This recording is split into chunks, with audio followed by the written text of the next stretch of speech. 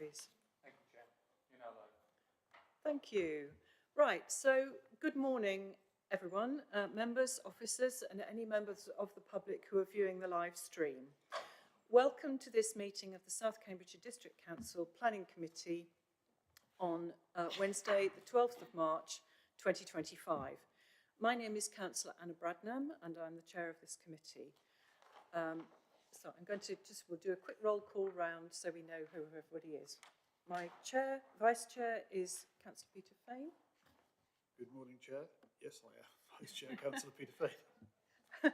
It might be helpful to say which wards you represent, so we show representation. So I shall call out your names. Councillor Handley. Hello, I'm the member for the villages of Over and Willingham. Thank you. And Councillor Dr. Timmy Hawkins. Morning, Chair. Timmy Hawkins, Caldecott Ward. Thank you. Councillor Ariel Khan. Almost giving you a doctor. News to me. Hello, Chair. I'm representing Harston and Cumberton Ward. Thank you. And Councillor Peter Sanford. Good morning, Chair. Good morning, everyone. Councillor Peter Sanford, one of the members for Caxton and Papworth Ward. Thank you. Councillor James Rickson. Morning, Chair. Yeah, Councillor James Rickson of Histon, Impington and Orchard Park Ward. Thank you. Councillor Lisa Redrop. Good morning, everyone. I'm Lisa Redrop, representing Harston and Cumberton Ward. Thank you. Councillor Corinne Garvey. Good morning, Chair. I'm representing Girton, Drowdrayton, Madingley and part of Eddington. Thank you. Thank you. Councillor Dr. Richard Williams. Good morning, Chair. Richard Williams. I represent Whittlesford, Triplow, Heathfield and Newton. Thank you. And Councillor Heather Williams. Morning, Chair. Morning, everyone. Heather Williams and I represent the Mordens Ward. Thank you very much.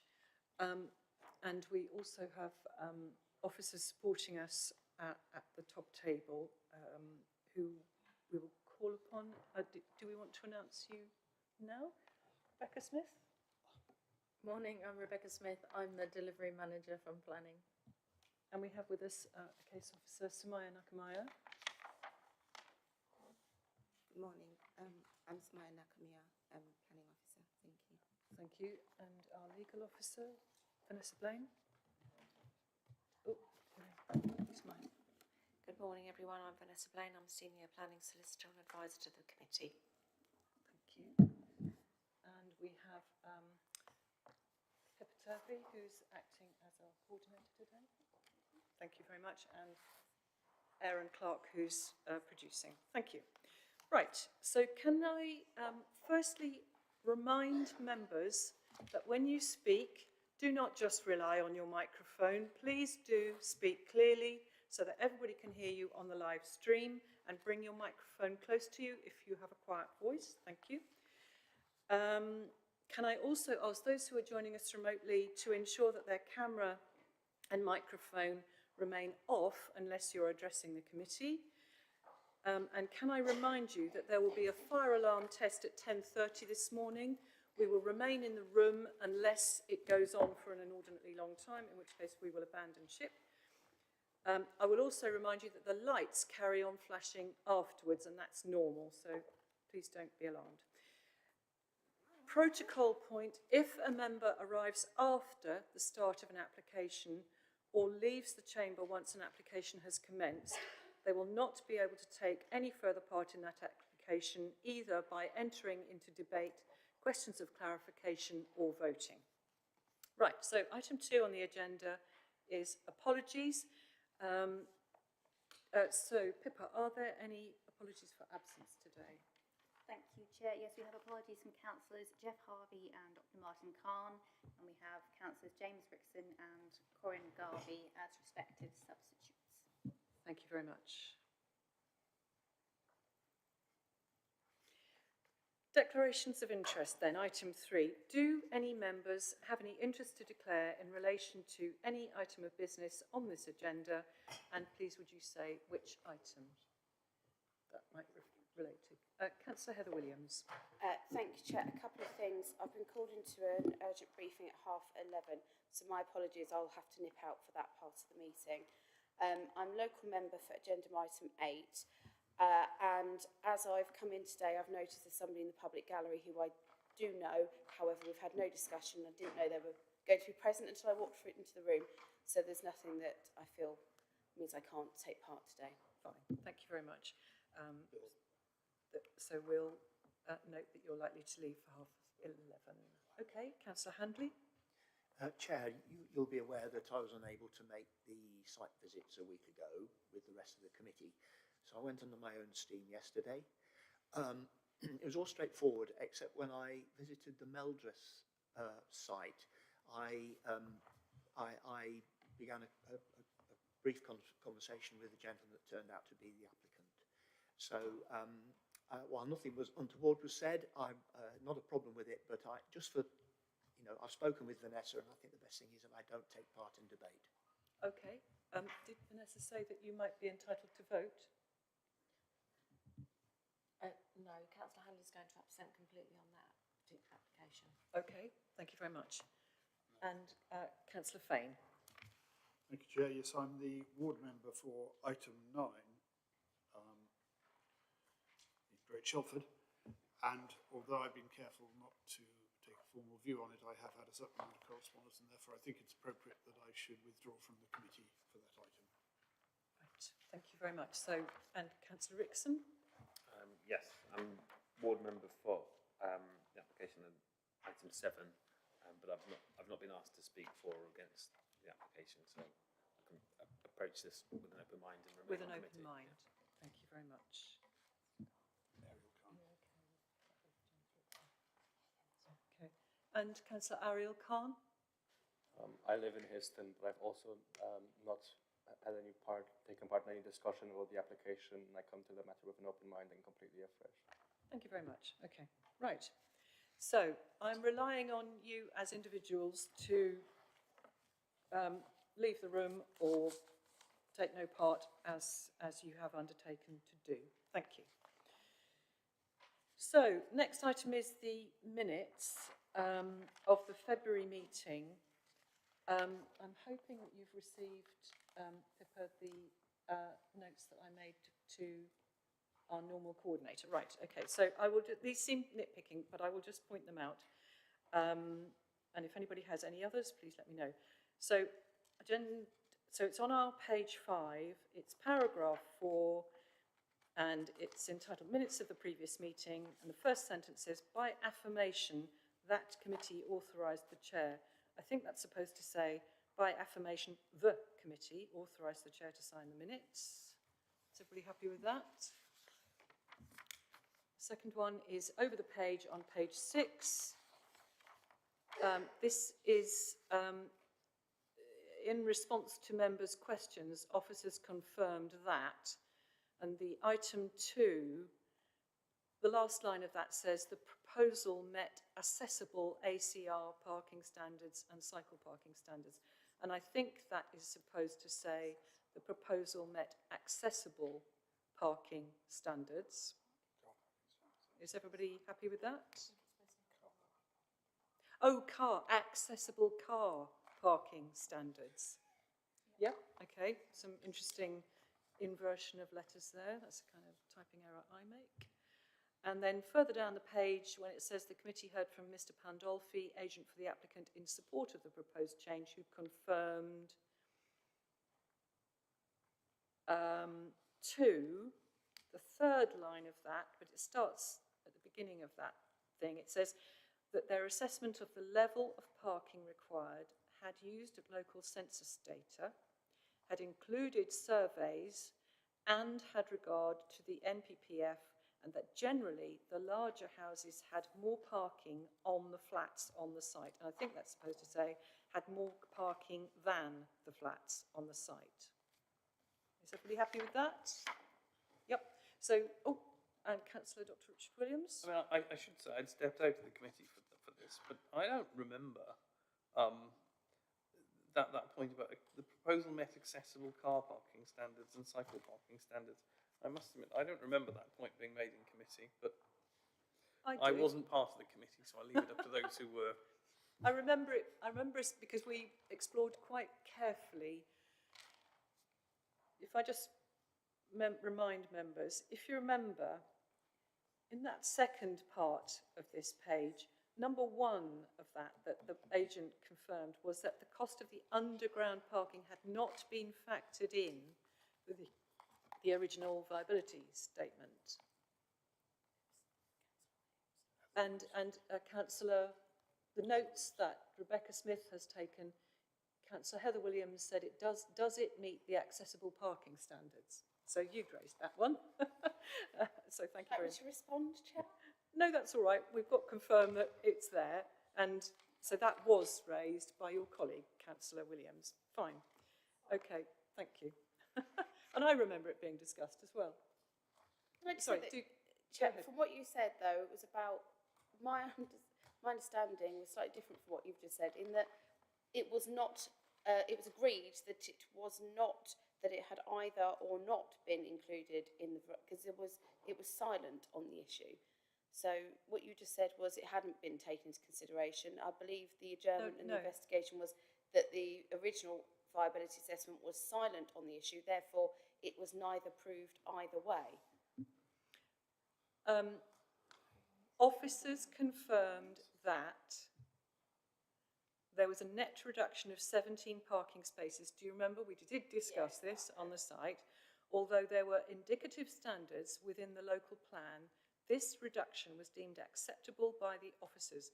The proposal met accessible car parking standards and cycle parking standards. And I believe that was discussed. So I believe that's a reasonable statement. It is, Chair. When you read it out, though, you said about the underground. No, that was a separate one. Right, okay. That was the second one when... We do not know whether it was or was not included. It was silent on that issue.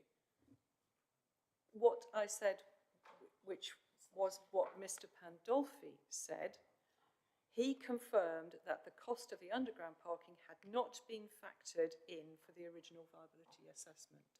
He did not confirm, Chair. That was his statement, but we had it and Vanessa looked at it, and it was agreed that for the decision-making purposes, the agreement was silent because some say it was included, even when the parish council said it was included, so others said it wasn't. So it could not have been confirmed by anybody. It was stated, but at the end of the day, the decision was taken on the basis that the agreement and the comments were silent, and that's really important. So would it be helpful to say, in support of the proposed change, who stated, rather than confirmed? Yes, because that was an important part of our decision-making. Okay, thank you. Thank you. Right. We'll check that, and so members, providing that concurs with what was said, are you happy with those amendments to the minutes? And with those amendments, I can sign it. Sorry, Councillor Fane? Yes, I propose that we now approve them. I think it's established that subject to the audio, that is a correct record. Okay. So, would you like me to sign these, or do you want to wait until that element has been changed from confirmed to stated? Sign them. Councillor Richard wants to come back again before we... Thank you, Councillor Williams. Thank you, Chair. This is not to do, I'm not questioning the minutes, so this is a separate point, and I hope this is an appropriate point to raise this. But I do just want to put on record that I am pursuing the point about why the costs of the car park were not included in the original application that went in July, and how possibly that went before Planning Committee, where the viability report did not include significant costs, and I think that's an important point for the committee. I wanted to put on record that I am pursuing that with officers who are looking into it for me. Thank you. Okay, thank you very much.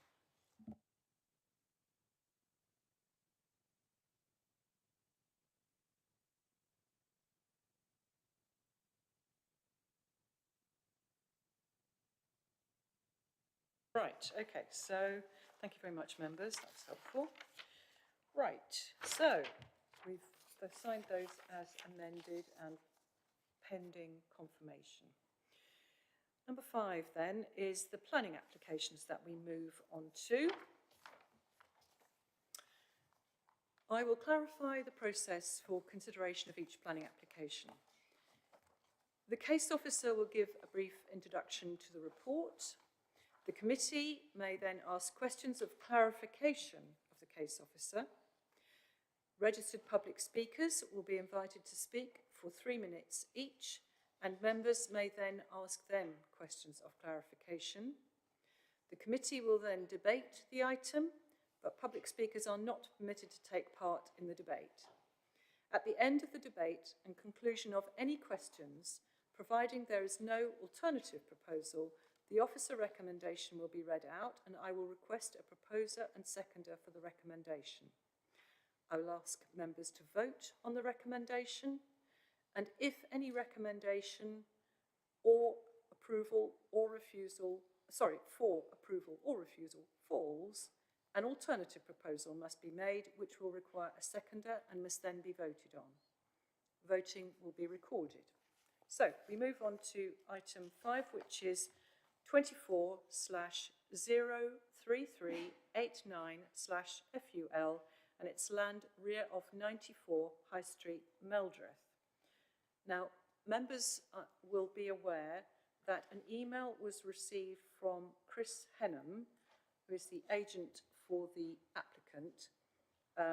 It came in on Monday, the 10th of March at 9:32, but I don't believe the planning officers have seen that application, that email, so it won't carry much weight. But anyway, Mr. Henham is speaking to us, so he has an opportunity to say what he wished to us directly. So, Mr. Henham, if you'd like to come forward to the...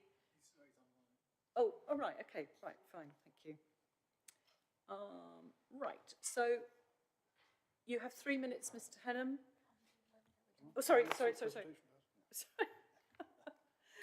You can always be sure that I'll get something in the wrong order. Right, so Sumaya, would you like to give us your presentation? Sorry to jump the gun. Sorry, can you hear me? No, you need to bring your microphone closer. Oh, okay. Just the box, that's it. Can you hear me? That's better, thank you. Just bear with me as I...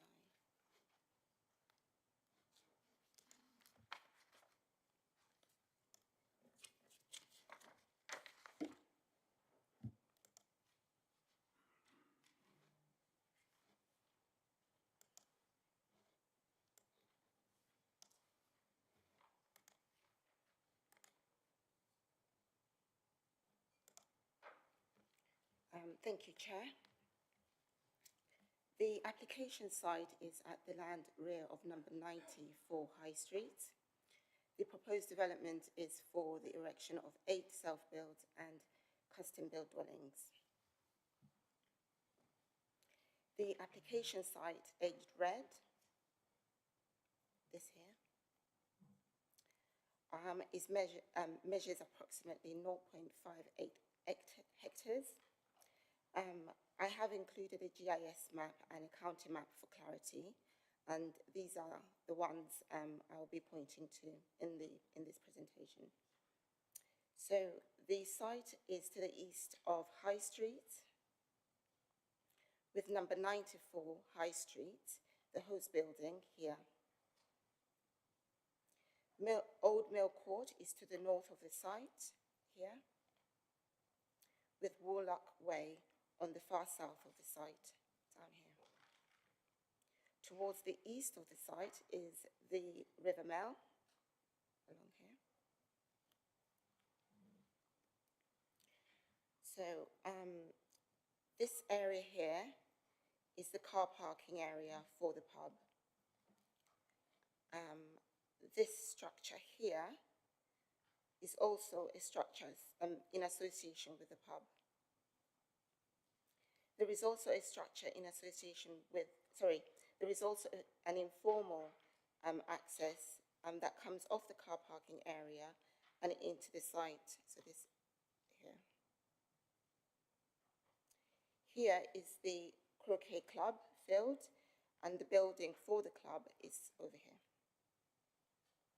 The site is largely surrounded by residential properties with commercial units close by. So it's these units here. On the location plan, the applicant has included this here, a commercial building. This has not been built, but I can show more plans if needed. This shows the site constraints. The conservation area boundary is the pink line here. This here is the protected village amenity area shown in pink.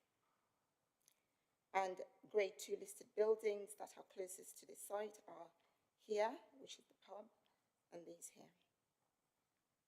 The blue line represents trees with a tree protection order, so these blue line here. And this here is where there's a risk of surface water flooding.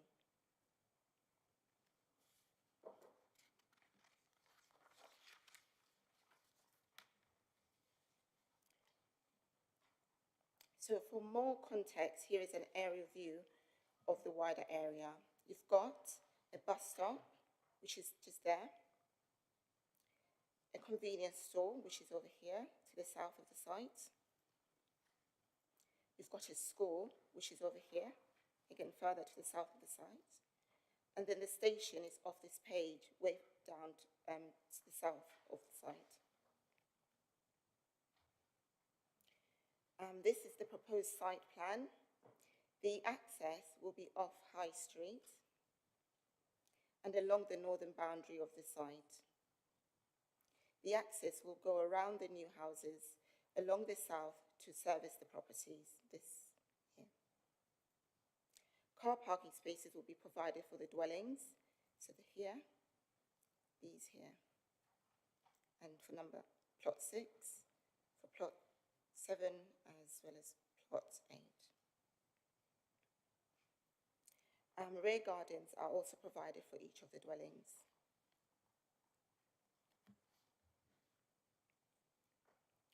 So this is the proposed floor plans and elevation for plot 1, 2, 3.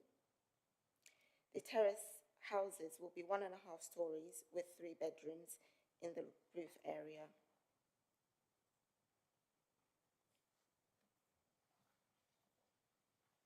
This is the proposed floor plans and elevation for plot 4. The detached house will be single story with 2 bedrooms here and here.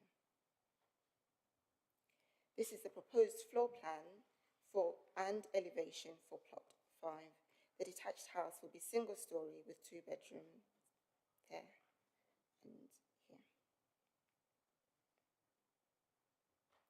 This is the proposed floor plans, elevations and sections for plot 6. The detached house will be 1.5 stories with 3 bedrooms here, here and 1 in the loft. This is the proposed floor plans, elevations and sections for plot 7 and 8. The detached houses are identical and will be 1.5 stories with 3 bedrooms. This slide shows the existing trees. These are these ones here. This slide shows the proposed tree plan, and all existing trees are proposed for retention. This photograph shows the front of the site towards the east. This is looking towards the southeast.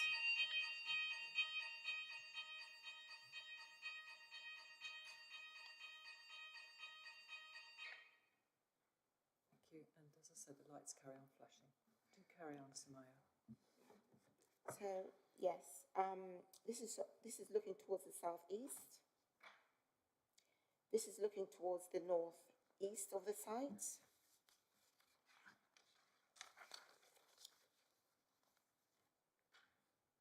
This is looking towards the eastern corner of the site. This is looking towards the north of the site. This is looking towards the west of the site. This is also looking towards the south of the site. And this is looking towards the southeast of the site. In terms of the planning balance, officers have identified that the development have a number of benefits which are listed in the approved section of this slide. But there are a number of harmful impacts that have been identified which are listed in the refusal section of this slide. Having engaged the tilted balance in this application, officers consider that the benefits listed here do not outweigh the identified harm. Therefore, officers recommend that the application is refused for reasons outlined in the officer's report. Thank you, Chair. Thank you very much, Samaya. Members, does anyone have any matters of clarification for Samaya? Thank you. Councillor Sandford and Councillor Heatherwick. Councillor Sandford. Thank you, Chair, and thank you, Samaya, for your presentation. In one of your slides, you mentioned the site is prone to a 1 in 100 years flood, but I don't see any comments from the sustainable drainage officer. I'm just wondering where that information came from. I'm considering that 1 in 100 year floods happen twice a year in some locations at the moment. So perhaps you could clarify how flood prone this site is likely to be. I think if you have, I think it's addressed in paragraphs that start at 9.71. So the application was subject to formal consultation with the sustainable drainage engineer. However, we didn't receive any comments. The information is from our GIS mapping, which sets out where all of the flood zones are. The site is situated in flood zone 1. There's a small area in the northwest corner that's got the 1 in 100 surface water flood risk within the site. If the officer recommendation was for approval, then we would be recommending conditions relating to surface water and foul water drainage.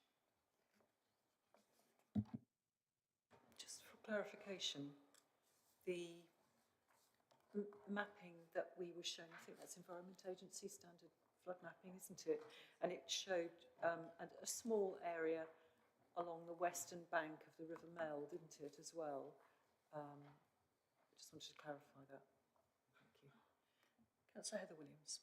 Thank you, Chair. A few things, maybe mainly on page 13 of the supplement plans pack, which is what I'm looking, which I think is what you were displaying there. I'm looking at that tilted balance. It might be helpful to display the last slide in the deck, as it were. Just looking at the reasons for refusal, there's a couple, one of which this online is not quite the same as yours, so there was a difference about it not really meeting the legal that's it up the top there, because that's different to the ones online. Development does not meet the definition. Normally, I've had it in my ward where if a planning application, the description doesn't meet the application, that description is then normally sort of changed. So I'm just wondering what sort of conversations had around that, and how you would, if it doesn't meet that criteria, are we being asked to look at it as if it was a full planning outline or full or reserve matters, or how do you want us to look at it? The other thing, which I ponder on the reasons for refusal, it says less than substantial harm. Now, that wouldn't normally be a reason for refusal. More than substantial harm would be, obviously, but just wondering if there's some clarification as to why less than substantial harm is a reason for refusal. And then a lot of it seems to be on insufficient information. I note on for county ecology conservation trees, the main reasons for refusal seem to be insufficient information. So I'm just wondering whether a sort of deferment to get that information before determining has been sought. If I can try and take them in turn. So in relation to the application, description of development, the description of development is for self and custom build housing. I can't change that to say market housing. The applicant has, that's a fundamentally different proposal. So the applicant has applied for self and custom build housing. As you'll see in section 9.32 onwards of the officer report, we don't consider it to be self and custom build housing. There's no element of design from anybody other than the applicant. It's 8 units. We've got one applicant. We have all the details. There's no element of design input from anybody else in terms of self-build. There's no element of customisation available. So that's why the first reason for refusal relates to the fact that there's no evidence that this is a self and custom build proposal. Does that clarify that one? I can't change fundamentally the description of development because it would fundamentally change the proposal. No, but that's why I wanted to have that clarification, because in other cases it's been changed to suit the application. And on the other points, please. Yeah, so in terms of the harm to listed buildings, as you're aware, it's a spectrum. Less than substantial harm is still harm, and as far as officers are concerned, there isn't any public benefits demonstrated that outweighs that level of harm that has been identified. So it's a spectrum. There would still need to be some level of public benefit, which usually would be the provision of housing. However, because of the description of development, we are not considering that the public benefit outweighs any harm that's been identified to the listed buildings. I feel there was a third point. Sorry, I haven't written the third one down. So a lot of the sort of objections are stating lack of information. So I'm just wondering, again, normally we've had sort of a deferment to allow for that information to be brought forward rather than trying to make a decision. Just wondering if that's been explored. So additional information was requested in relation to the highways access and also in relation to ecology and the B&G. However, some additional information has been submitted. So, as far as I'm aware, that there were still issues with the information that had been submitted. But I think the fundamental thing is the description of development in terms of what's being proposed. Sorry, that's probably mine. In terms of what's being proposed, there's only so much we can do to overcome the reasons for refusal. There is still an in-principle objection. There's been back and forth. Don't worry, we have tried to negotiate the reasons for refusal out. Thank you. And for clarification, I asked that since you rightly identify there's a difference between what was published as the planning balance, and I asked that the planning balance should reflect the recommendations and the reasons for refusal given in the planning report, because it was fuller than what was on the original. Thank you. Okay, any other matters for clarification? Thank you. Right, so we will now go to our public speaker, who is Chris Henham. If you'd like to come, you're on the line, aren't you, Chris? So hope you've been able to hear what's been said. Yeah, that's great. Are you able to turn your camera on? Oh, yes, just for a second. It's always good to see your face. Hello there. Thank you very much. Okay, so Mr. Henham, you have 3 minutes, and we'll alert you if it looks as though there's a risk you're going to run over. Thank you very much. So you are the agent for the applicant. So correct, that's right. Do carry on. Thank you. Lovely, thank you. Good morning, members. As agent for the applicant, I'm here to speak in support of the application in front of you. The applicants own and run the British Queen pub, which adjoins the site. The proposal is critical for sustaining the British Queen, which, like many local pubs, is struggling to stay afloat amidst the challenges facing the sector. Recent statistics show that over 20 pubs are closing every week, and local closures like the Greystone in Duxford highlight just how tough the situation is. The pub sector faces rising costs, increasing business rates, national insurance and higher energy bills, all of which place immense pressure on a business like this. Currently, the owners subsidise the business heavily with their own personal finances, a situation which cannot feasibly continue for much longer. The closure of the pub would be a disaster for the village, as it would lose a key community facility that employs over 15 members of staff, as well as supporting numerous local suppliers. The new residential properties will go towards the council's housing targets in a highly sustainable location, with funds generated by the proposed helping to secure the future of the pub that is already a cornerstone of local life, hosting events like weddings, quizzes and live music, as well as operating a boutique shop.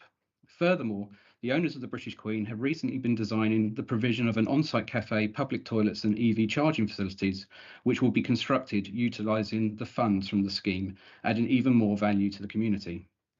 The new homes have been carefully designed with modest height and scale to ensure they blend with the surrounding areas.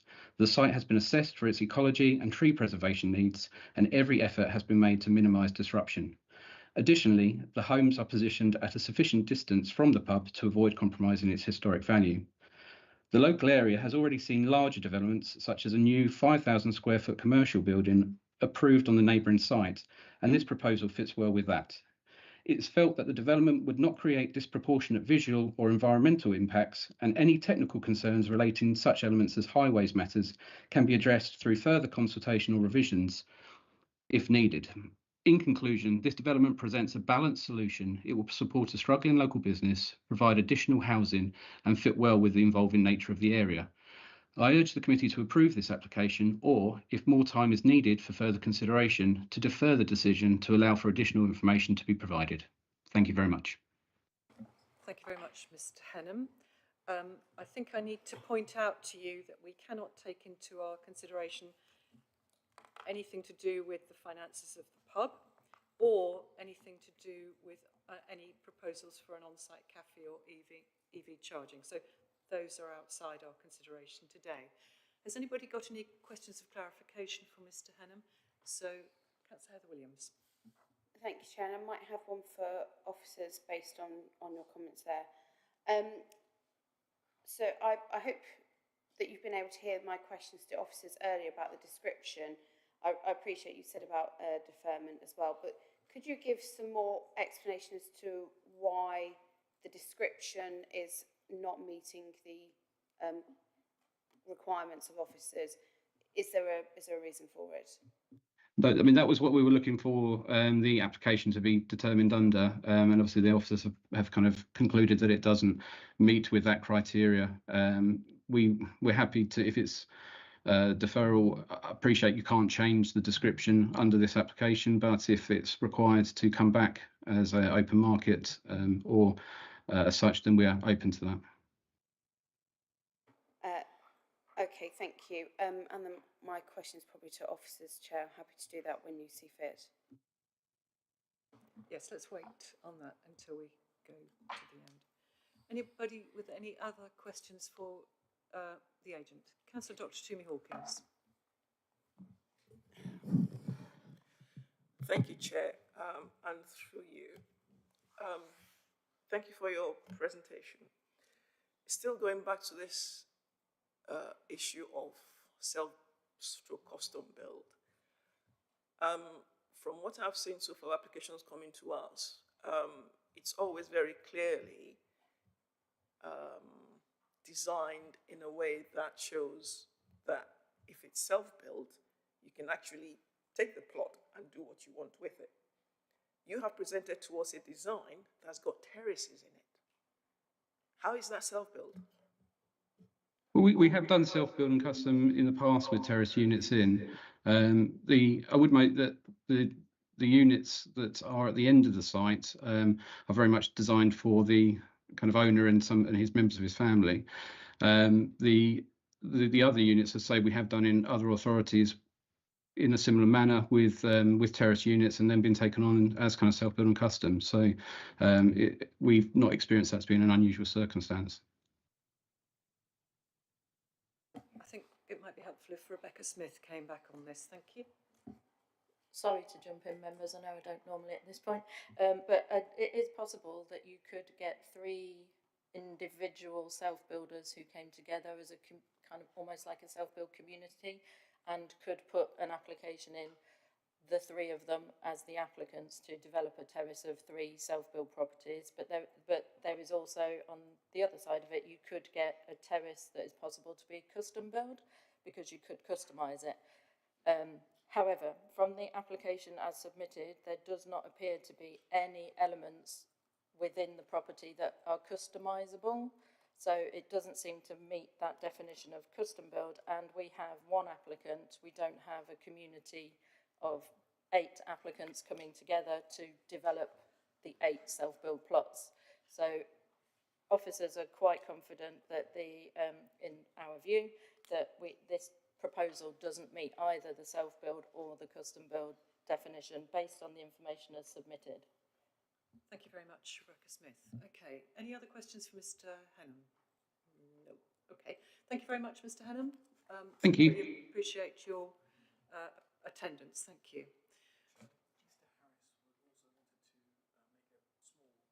Oh yes, you were going to take the remaining of the minutes, weren't you, Mr. Harris?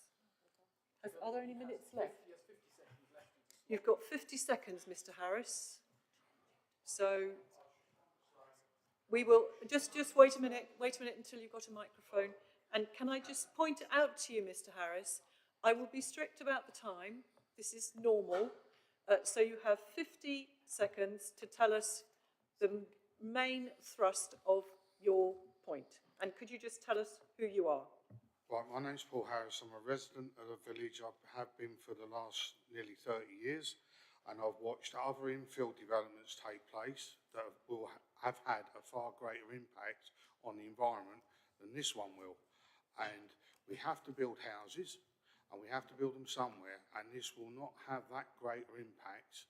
Also, it would be unfair to pull the drawbridge up on this development when you've allowed others to take place within the village. And I am aware, as an ex-parish councillor, that the parish council received a letter from you people or the county explaining that not meeting their quota for approved developments within the village.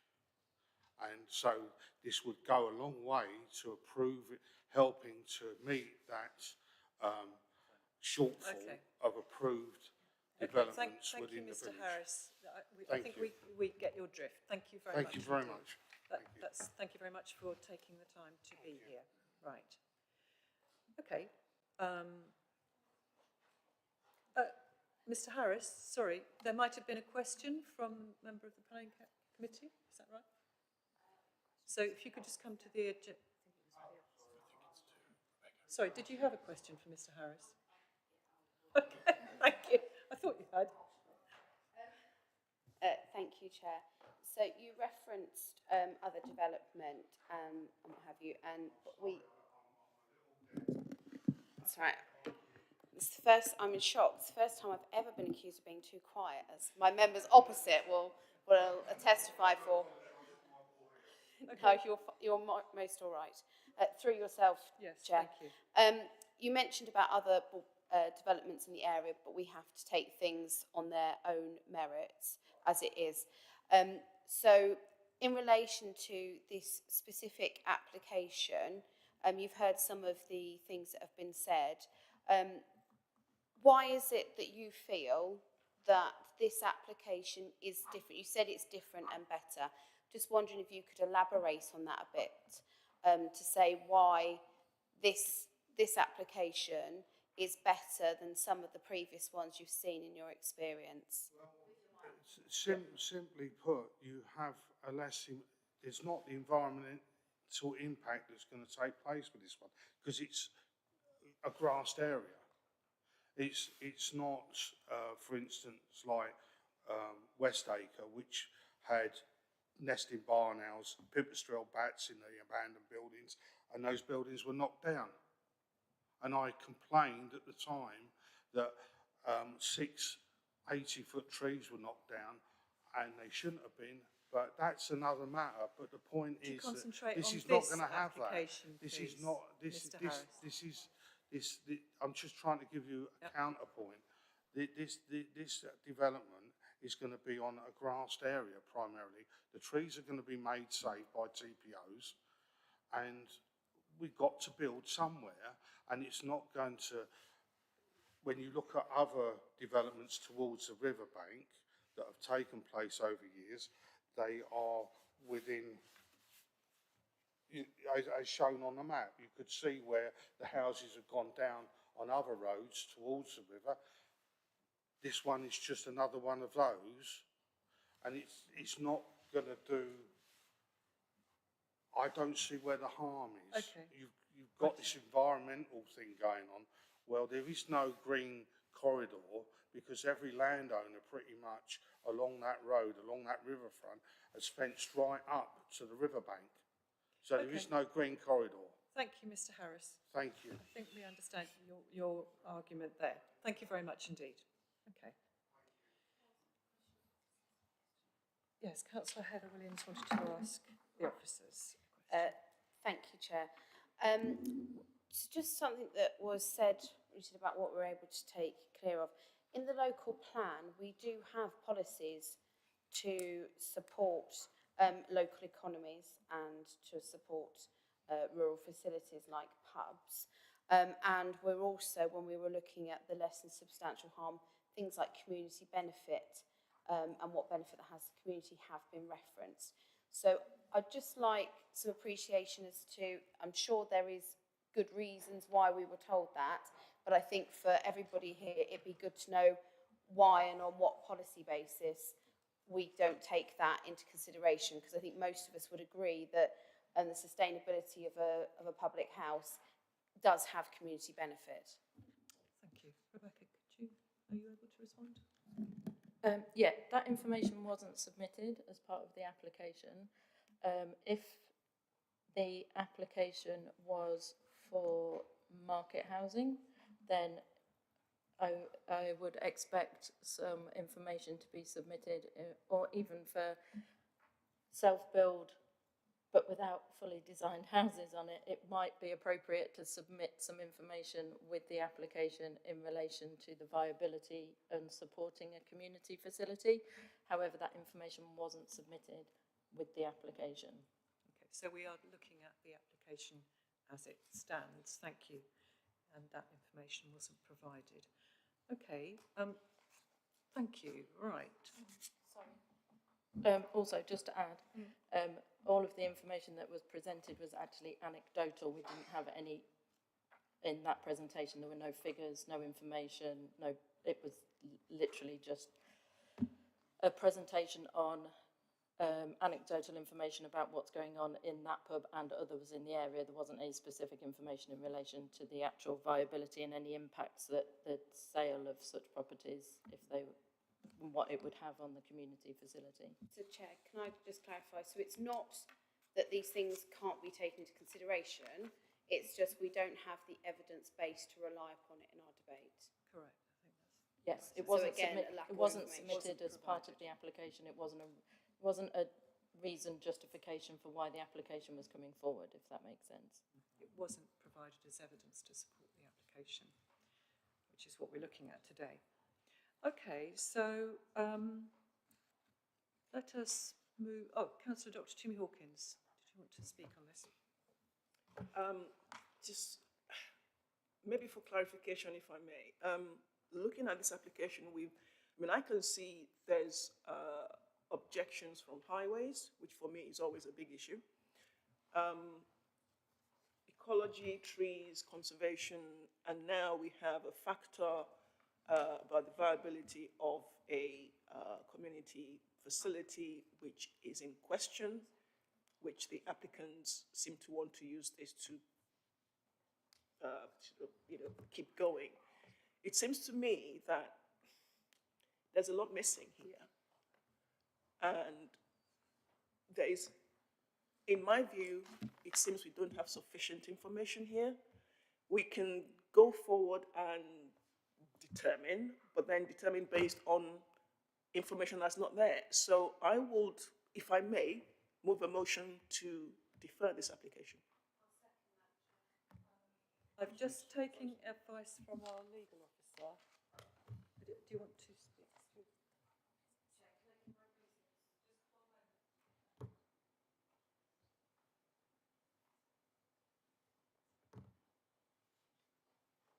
Bring your microphone closer. Sorry, our legal officer is going to advise us. Officers and councillors, the problem with this application is it is the wrong application. It does not meet the statutory definition for custom and self-build. We can't overcome that. It cannot be changed. So deferring it, I don't see how we can defer it, because what are we deferring it for? It is the wrong description. It is the wrong application.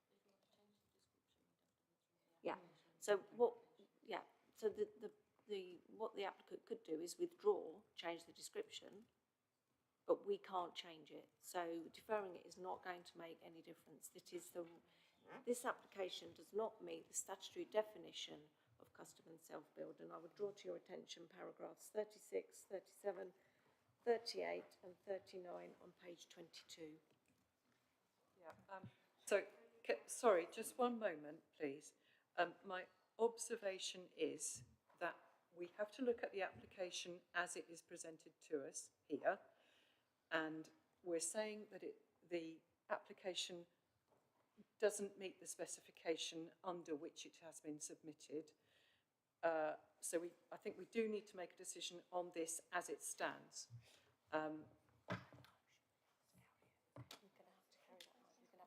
So it has been proposed and seconded that we defer.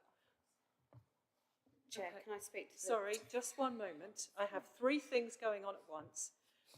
I have an observation from our officer who can guide us, Councillor Peter Fane, then I will come back to you, Councillor Heather Williams. Okay, so we need to take a decision on the deferral.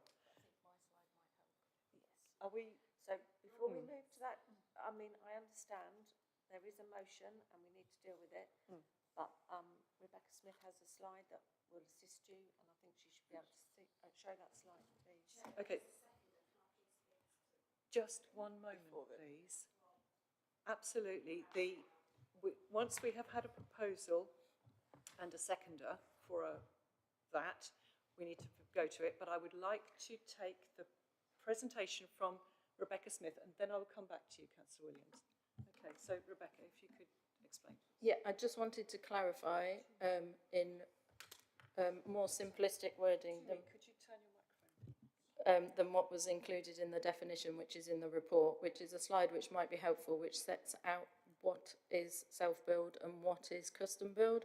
So on the left-hand side, self-build, essentially complete autonomy over all aspects of the project. So if you think grand designs is the way that is a more simplistic way of looking at it, which I think is what Councillor Hawkins was referring to, where somebody buys the plot, they have complete autonomy over all aspects of the time of the design. Custom build, however, on the other side, in fact, my picture does show a terrace, which is handy. So you can either have it as a service plot, it could be a shell where the developers built the structure, but you've got input into the internal layout, or turnkey, which is a bit more tricky. So there's a menu of choices that the custom builder offers, and then a developer delivers it. So I think we have spoken before where we've had applications for custom build, but you usually get a menu of customizable items within the build. Officers are advising that this application is for self or custom build, and in our opinion, the proposal does not meet either of those descriptions in line with the 2015 Act. Thank you, Chair. Thank you very much. Councillor Heather Williams, did you want to come back? Yes, and then after you've spoken, we will go to a vote on whether we defer this or not. Thank you. Okay, so when it comes to changing descriptions on applications, in my own ward very recently, that's exactly what happened. An applicant put in a description, it was not correct, and that has been taken. Now, the only result of that was it had to be reconsulted on. And I appreciate if we were to change the description, not us, but the applicant, then it would need to be reconsulted. But that has happened literally in the last month. So that is why I'm struggling to understand why we're now being told something slightly different, because that has literally just happened. And it got reconsulted on. I think that the reasons I think we should defer is because we have had applications for self-builds that have been in completely inappropriate places. This is something with a train station in walking distance, a school within walking distance. In many respects, it ticks the boxes of what we're looking for sustainability, but we have this lacking of information. Now, if it can't be deferred, then I would strongly suggest, as I've said, a withdrawal. But I do think that right now, sitting here, to actually determine this application properly, we do not have the right information to get the right decision for residents. It might be technically what we need to do for that moment, but to get the right thing. And how rare is it that we've actually had a member of the public come in support of an application, to be quite honest. So what I would suggest is I've seconded for a deferral, Chair. They are my reasons why I'm supporting a deferral, to see if some of these issues can be resolved. If committee doesn't feel it can, then I suggest we have a 5-minute adjournment to see if the applicant wishes to withdraw. Thank you very much. I'd like our legal officer to advise us, please. So where we've had changes of description of development, we can consider minor changes, but this is fundamentally incorrect. We cannot get round it. It is for a custom self-build application, and this is not a custom and self-build. So it is entirely with the applicant. We cannot change it. Okay, so are you advising we would proceed to the vote on deferral?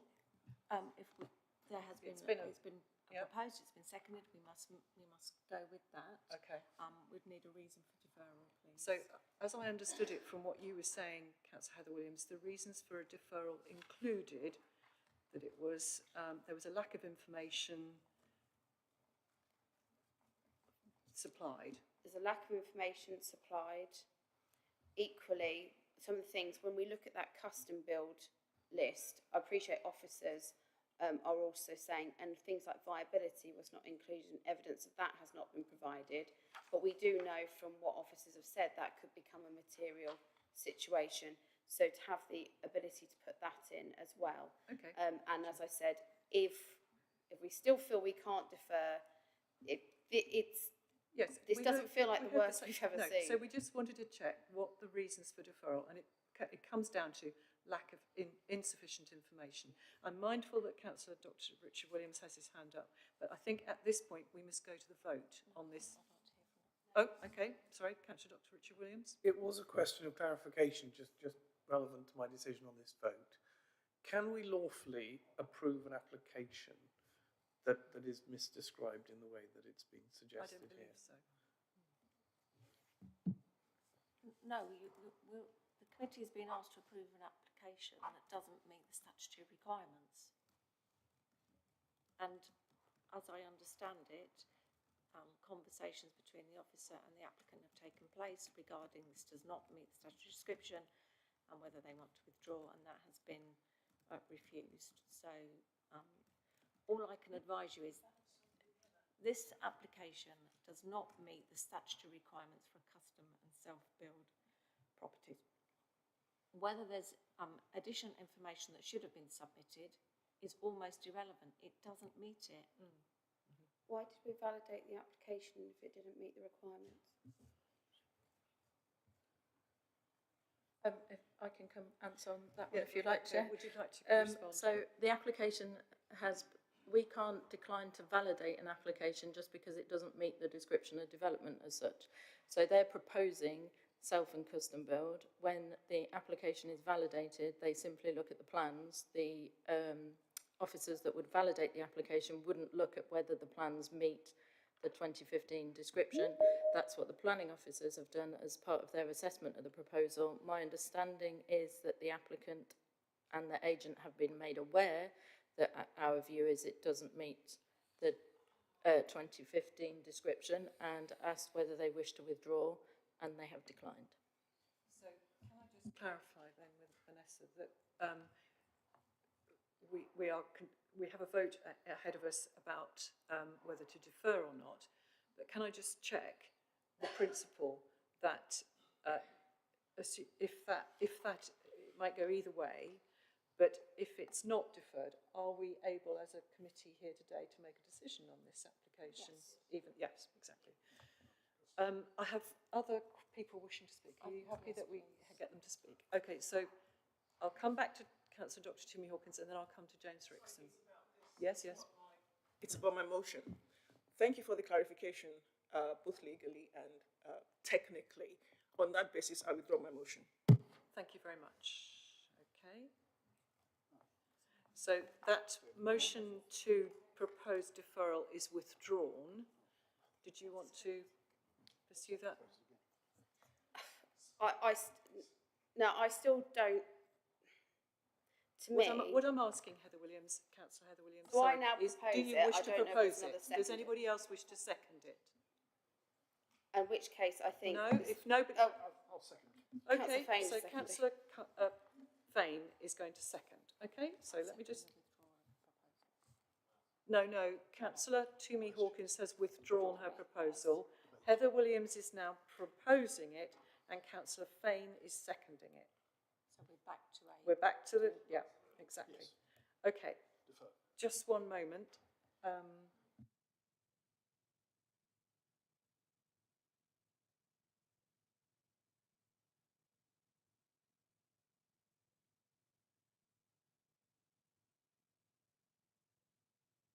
So let's go through, just before we go on to that, Councillor Rickson wanted to speak as well. Thank you, Chair. I appreciate it. It was just again a point of clarification. I wonder if maybe officers could talk around this, because we discussed a lot about what would happen and if it was possible to change the description so as it was for market housing, and then hence the description matched the proposals. But we haven't discussed what would need to be done and how that would work if the proposals were changed to meet the description. No, sorry, I'm sorry. That is not what we're looking at today. No, but that's that. We discussed a lot about that option. I don't think, Okay. and I don't think it's. I know I have a personal opinion of what that would involve, but I thought it would be sensible in this fair debate enough. just to highlight that. So I'm going to take Vanessa to speak to that. We can't change the description of the development. Rebecca, did you want to speak?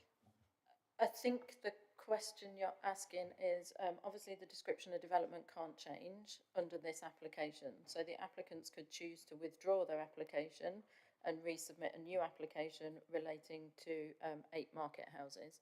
Under this current application as it stands in front of us, the applicants would need to submit some information.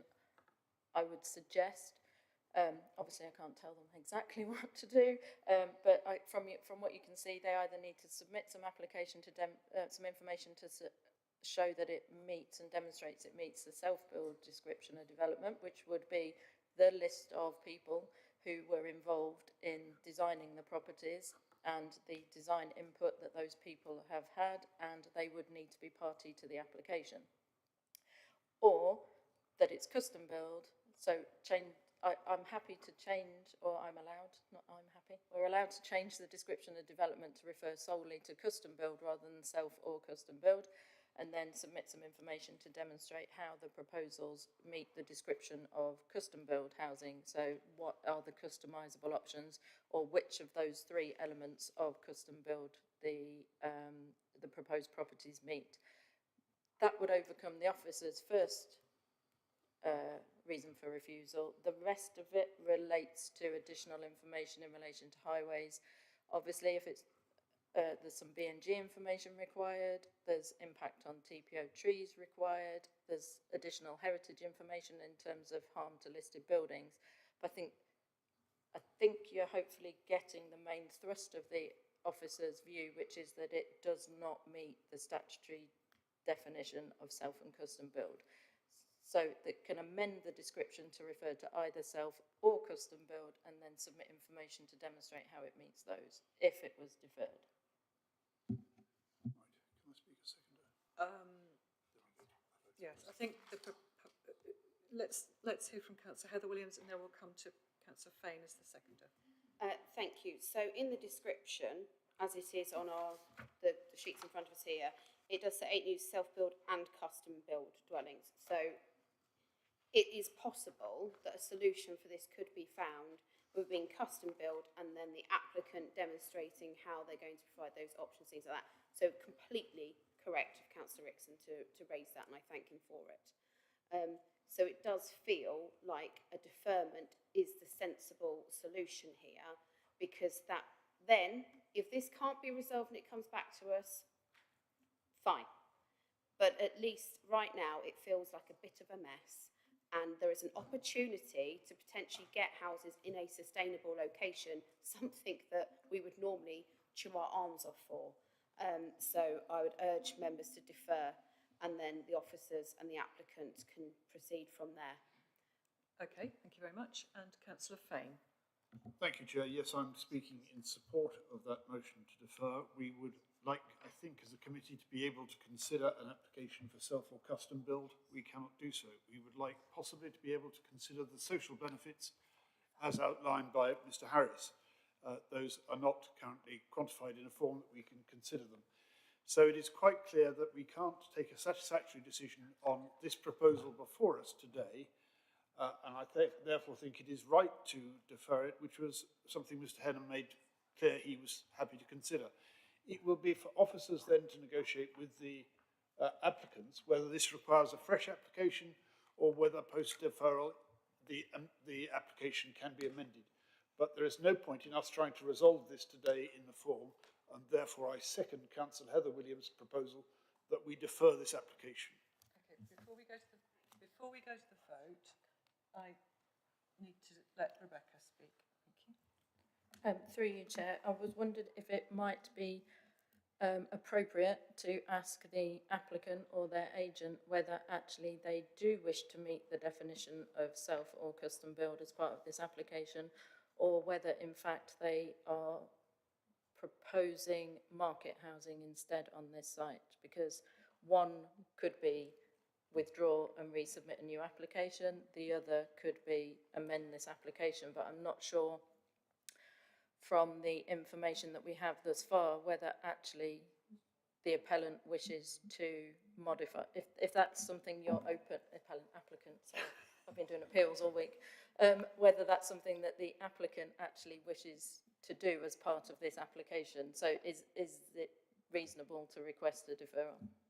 Okay, and before we do anything else, thank you very much for that suggestion, Rebecca.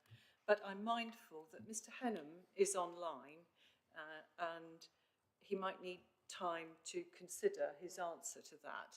So can I suggest we have, can we just ask Mr. Henham now, would you be happy to give a view on that if we have an adjournment for a few minutes to let you consider it?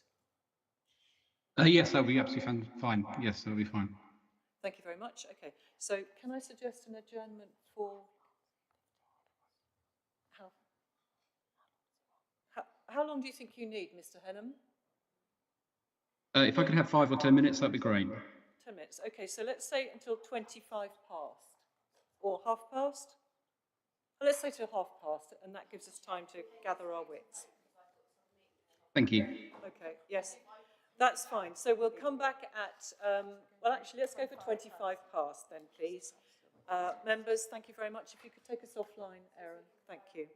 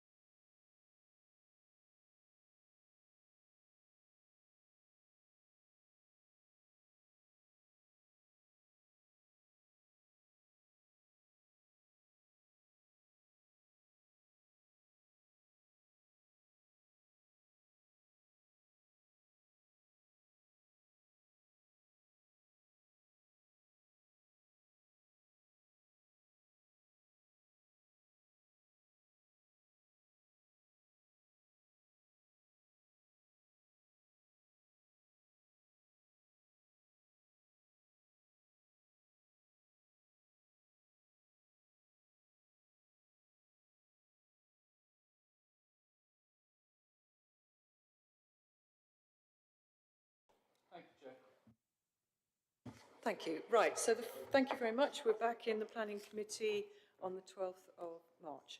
So the first thing we're going to do is go back to Mr. Henham and ask him whether he would like to take any of the following three options, which were, and I'm sorry I didn't elucidate them beforehand, but to either withdraw the application so that he can resubmit it in a different way, or defer it on the understanding that if he wishes to amend the description to meet the description, to amend the application to meet the description with supporting evidence, he would need to do that within a timetable agreeable to the officers, or to accept that the application is as it is in front of us and we take a decision on that as it stands.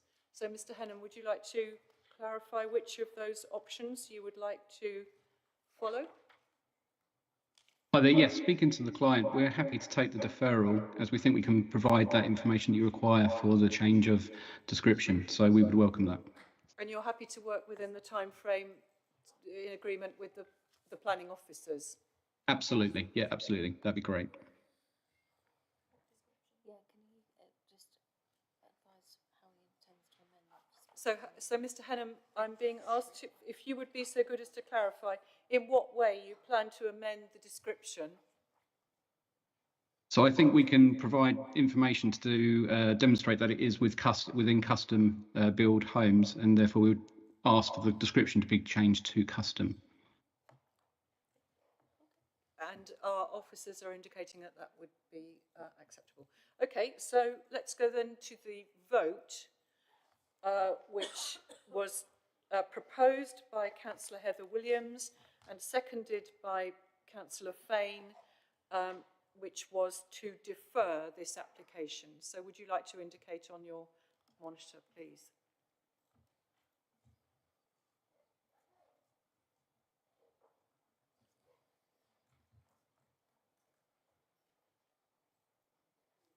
How many are we in the room? Not 53, that's for sure. 1, 2, 3, 4, 5, 6, 7, 8, 9, 10, 11. So one more to vote, please.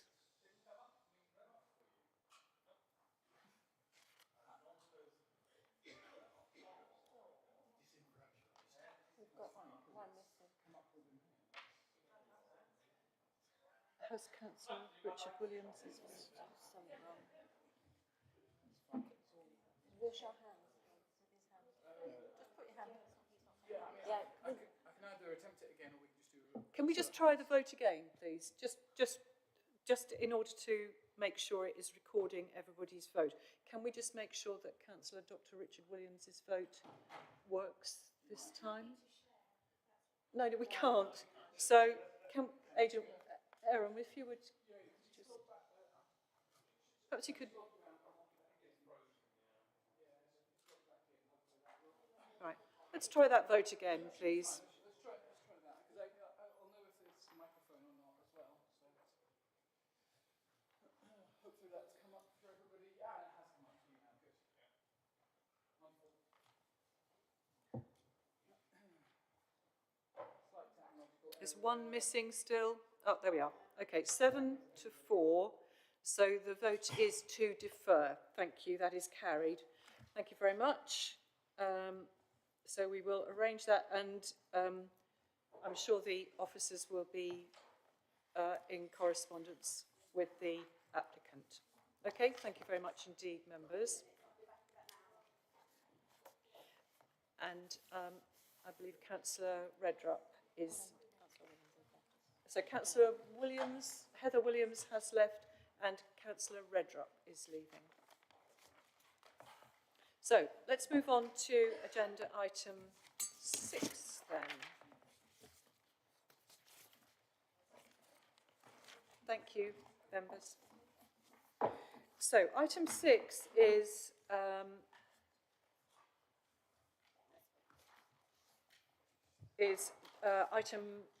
so it's reference number 24/04193/FUL, and it's land rear of 10A to 12 High Street, Pampersford, and it starts on page 37 of our agenda report. And I believe Karen Pell-Coggins, hello, is presenting the report for us. Do go ahead, Karen. We need to have that closer to you, thank you.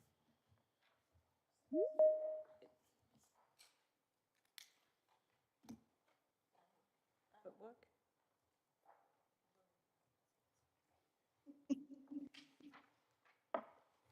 We just have a pause while we get the microphone to play.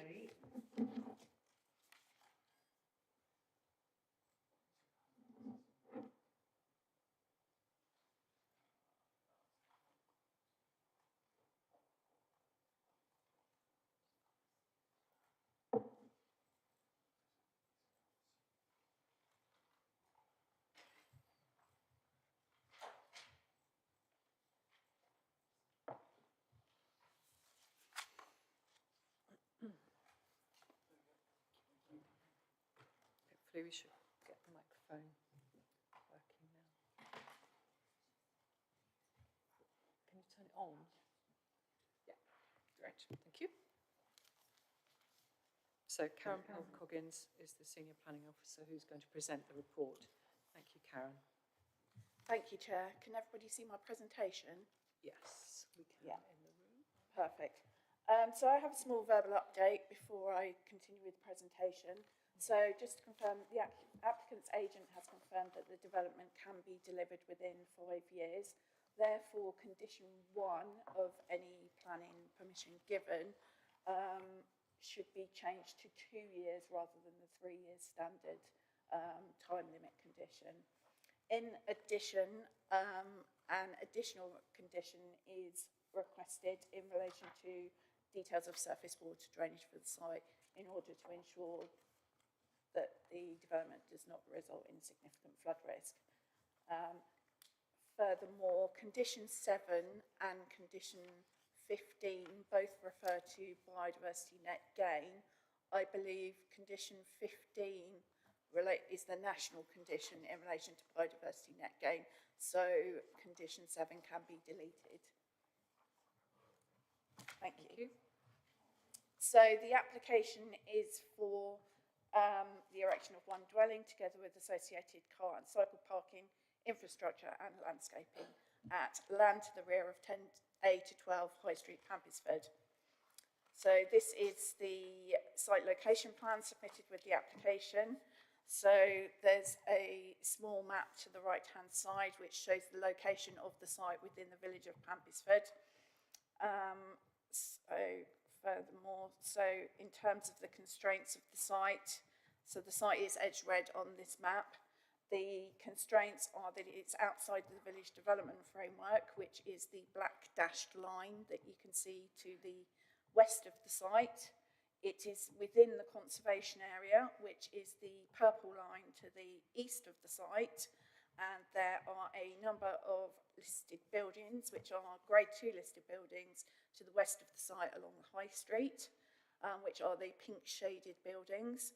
And there is a grade 2 star listed church to the north of the site, which is the red shaded building.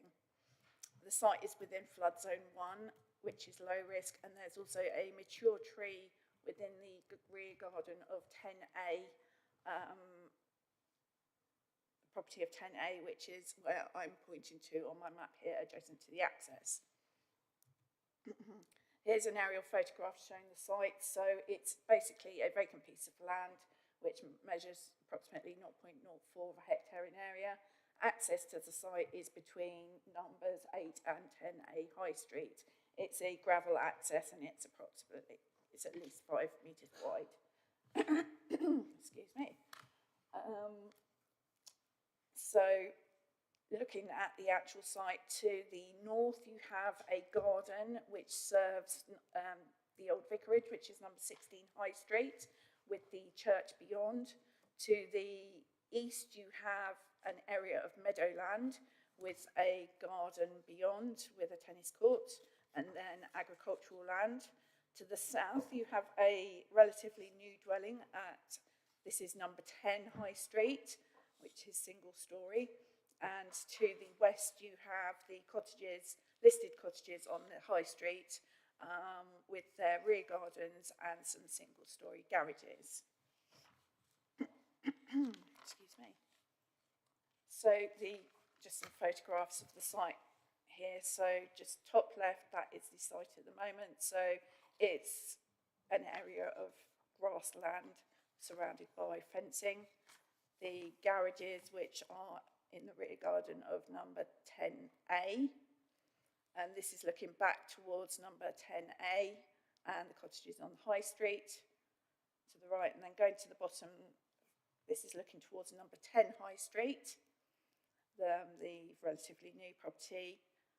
And then you've got in the bottom middle, there is the view from the high street along the access towards the site, and you can see the mature tree in the foreground. And again, another photograph from the access looking sort of directly down the access, so potentially views there.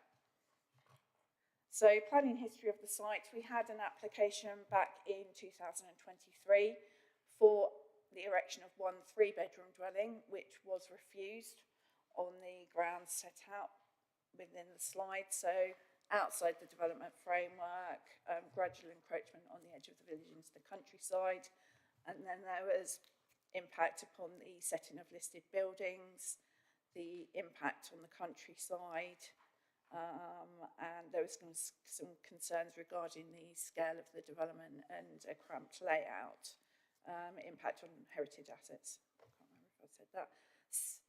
Since that time, there has been a change in circumstances. So there have been amendments to the scheme. So the application is now for a 2-bedroom dwelling. So it's a smaller dwelling, and it has also been reduced in scale and height. And the National Planning Policy Framework has been updated in December 2024, which revised the method for calculating housing, land supply and delivery. So the council no longer has a 5-year housing land supply. So just moving on to the application. So, yes, as I said, it seeks the erection of a 2-bedroom dwelling. It'd be available for sale on the open market. So the dwelling is single storey. It would measure 5.7 metres in height to the main element to the south here. And the lower element to the north would measure 4.6 metres in height. There is 2 car parking spaces, one to the south, one to the west, a cycle store just here to the west, and a garden to the rear. So I've just put the distances on the slide, so you just got an idea of the distances between the dwellings. So the distance to the dwelling at number 10 is approximately 17 metres, and distance to number 10B, which is the closest dwelling on the high street, is approximately 24, 25 metres.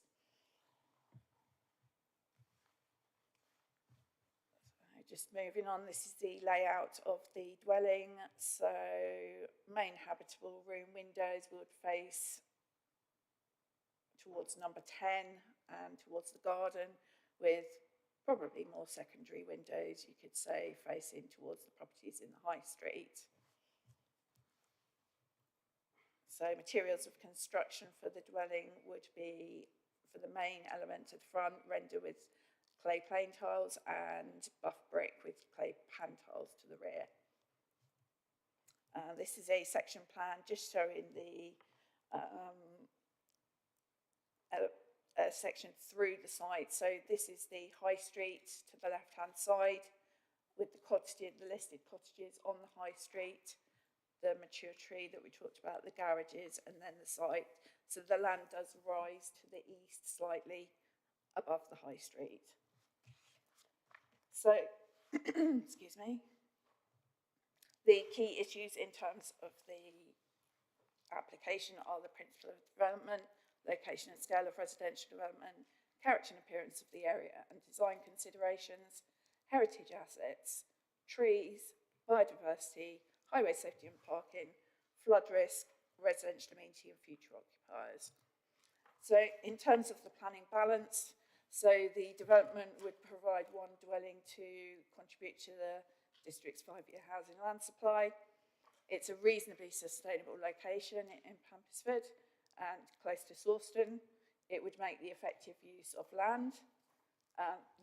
It would provide one smaller dwelling to meet local needs for smaller units in the village of Pampisford, as outlined in their neighbourhood plan. There would be biodiversity gain, which would be off-site, and obviously jobs during construction.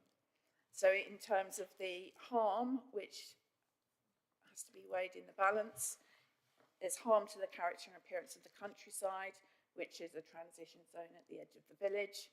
It would be out of keeping with the mainly linear pattern of development along the High Street, and lessen substantial harm to the character and appearance of the conservation area and setting of listed buildings. So officer recommendation is approval of the application. Thank you. Thank you very much, Ms Pell-Coggins. So does any member have a... Yes, thank you. Questions to the officer. So Councillor Ariel Khan. Just a point of clarification.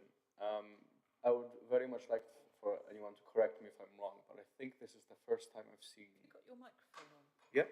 Okay, good. Sorry, I couldn't see. I think this is the first time I've seen jobs during construction on the benefit side. I'm just curious why, for this application in particular, this is a planning benefit.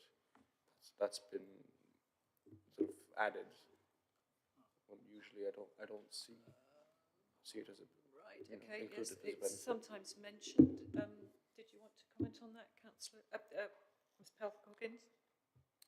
Yeah. So it is generally in all housing developments, jobs during construction is an economic benefit of the development. Obviously, in the planning balance, I think there's been limited weight has been given to that, or that has to be attributed a certain amount of weight to be considered in the whole planning balance. But certainly that's something, thank you, that's come up a number of times before.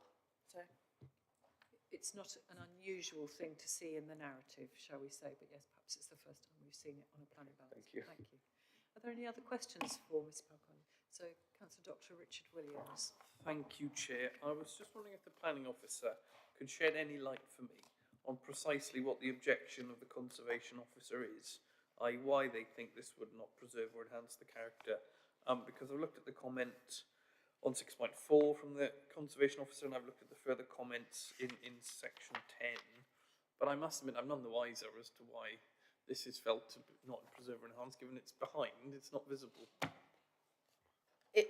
It's the pattern of the development in the conservation area. So generally the dwellings are set along close to the high street. So it's the tandem form of development and the introduction of backland development.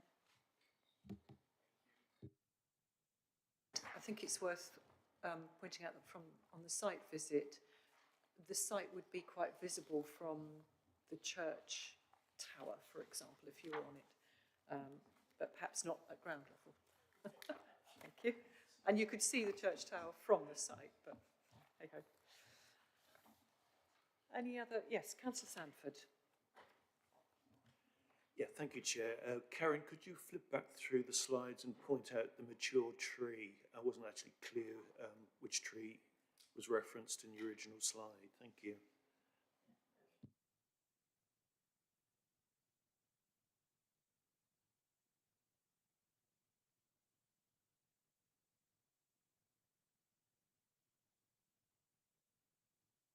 It's referred to at 10.59, isn't it, Councillor Sandford?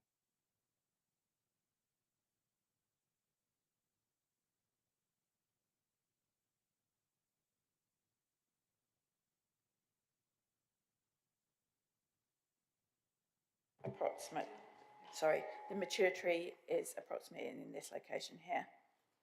Can you see my mouse? Yes, thank you. So what would you estimate the distance from the actual site to be? From the actual site, probably about 5 metres. Okay, thank you. Has root protection zone been required in the conditions? Yes, it has. Yeah. And the other thing we saw when on site is that opposite this building, there is a new build on the opposite side of the driveway, as it were, so a mirror image to this, as it were, which is already in existence. That doesn't weigh our decision-making about this particular application, but just to note that it exists. Okay, the only other thing I wanted, Karen, since you're skimming down through your slides, can you just show us the one at the very end when you showed us the photographs of the site? Yeah, that one. Because in answer to Councillor Sandford's question, those two at the bottom right show, when you look from the main road, you can see that tree in the garden to the left. Okay? So it's route protection zone in terms of construction traffic and that sort of thing going through as well. Okay, thank you very much, Karen. Can't see any other questions, so we'll move on to our speaker, which is Peter McCown, who's from Carter Jonas, and he's the agent for the applicant. Is he in the room? Oh, right. Okay. If you'd like to come forward to the microphone, Mr. Cowan.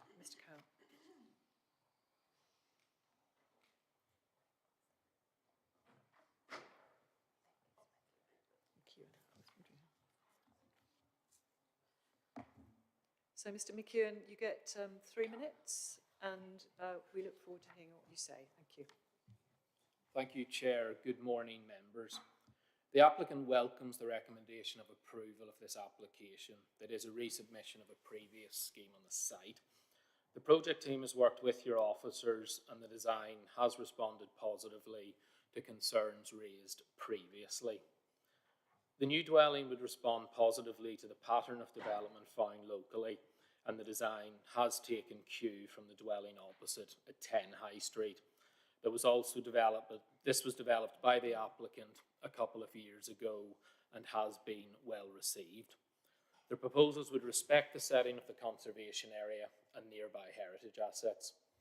Pampusford is largely contained by the Greenbelt, however this site is located outside of the Greenbelt designation. There are no third-party objections to the proposals, and the application is supported by the Parish Council. The proposals are compliant with the aims of the emerging neighbourhood plan, and this has identified a need for smaller dwellings within the village. There have also been no new dwellings approved within Pampusford in the past 5 years. In summary, we consider that the proposals do constitute sustainable development and that a high-quality dwelling would be delivered on the site, and one that would contribute to the current housing land supply shortfall within the district. We would respectfully request that members concur with the officer recommendation and support the application. Many thanks for your time. Thank you very much, Mr. McKeown. Sorry, forgive me, I keep pronouncing your name differently. Are you It is McEwen. Sorry, thank you so much. So I would like to ask you, I was just observed that the access point to this site looks relatively narrow, and I just wondered, are you confident that there is enough width there to get cars in and out and with adequate visibility of others who might be coming in while you're going out, sort of thing? Yeah, that's something our highways consultant looked at, the architects have reviewed, and it has been subject to consultation with the local highways authority as well, councillor, and they have raised no issues with that arrangement. So yeah, we're comfortable with what is proposed. Thank you very much. Any other questions for Mr. McEwen? No, I can't see any either. Thank you very much indeed, Mr. McEwen, and thank you for presenting the case. So, members, would you like to make a start, Dr. Toomey Hawkins? Thank you, Chair. We're now in debate. Yep. Okay. Right. Sorry, is that right? Let me just check. Yes, we've had the speakers. Over to you, Councillor. Okay. I think it is significant that the Parish Council has no objection. and their statement actually shows that, it's aligning with neighborhood plan and all that. And there's no highways objection either. I don't see that there's any problem with this site and this application. I didn't quite catch what you said. I said, there's no objections other than from the conservation officer, and I don't see why there is that objection, because it's a site that's enclosed. Talking about the setting of the listed building, okay, I'm not a conservation expert or anything, but just looking at the pictures that we've seen, seems to me that it is actually enclosed and will not cause any harm to the normal people. So I see no reason that we cannot support this application. I will be supporting it. Thank you. Thank you, Councillor Hawkins. Councillor Handley. Is this Just the one that you said you had to... No, it's not. Okay. What? Sorry, carry on. Do carry on. Just a comment, point out that the reason we're discussing it is that Councillor Peter MacDonald he called it in, but he didn't call it in by way of an objection. He called it in because he was in support of it, as is the parish council.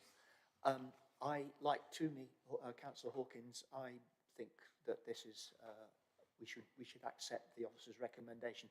And if you wish me to make that proposal, I will. Let's just give a chance for debate as needed. Thank you. We might come to you in a moment. Thank you, Councillor Richard Williams. Thank you, Chair. I'll be brief. I'll echo the comments. Actually, I think this is a very good application. It's well designed. I don't think it will cause any harm to the heritage assets at all, so I would be very much in support of it. Just a point on what the last point that was made. I am slightly surprised this has come to committee, given that everybody seems to be in favour of bar conservation. So it's been called in even though the officer recommendation is the same as the member. I'm slightly surprised we've got this, but I'm happy with it. I think it's a very good proposal. Okay. I hear what you say.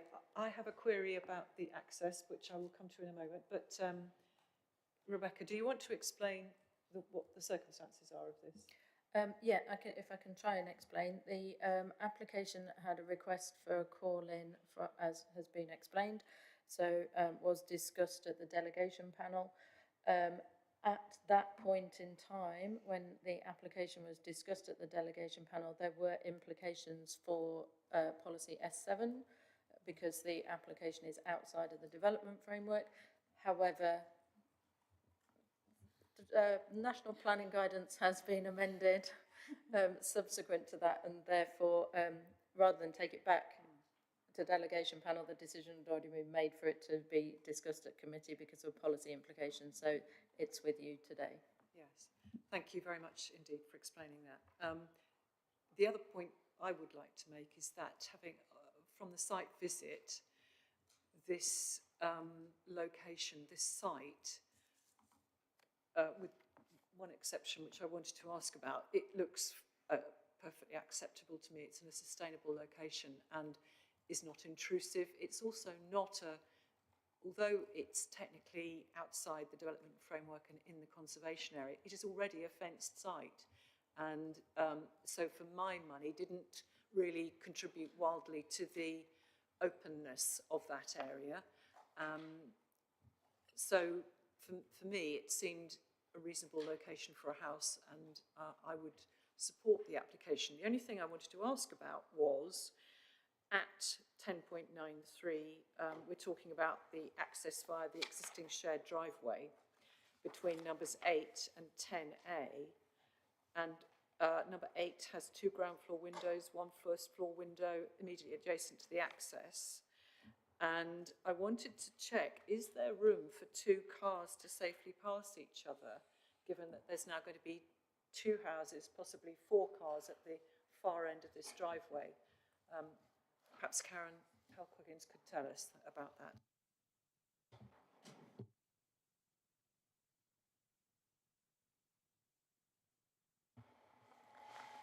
Thank you. So I did do a quick measurement of the main access driveway, and certainly I believe it is, so it has to be over 5 metres in width to allow 2 cars to pass. I measured it approximately here, and it was about 7.5 metres, something like that. So I believe there would be enough space for 2 cars to pass where it meets the high street. And I believe those 2 ground floor windows are on that face where your pointer is, aren't they? So they, yeah. Yes. Okay. Okay, thank you very much. That's good. Right, Councillor Sandford. Thank you, Chair. In addition to the points that have already been made, I would point out that all this grass area is probably charitable. There's a lot of builders' debris from presumably when number 10 was built. A lot of scrubby weeds. It's really a grey field site, not a pure greenfield site, in my opinion. But I would support the application. Okay, thank you very much. So we seem to be broadly in agreement, members. Councillor Handley had proposed we approve it. I think Councillor Hawkins is seconding. Let's take a vote on that, please. Thank you. Sorry, I should say, while we're talking about it, the recommendation is on page 61 of our agenda.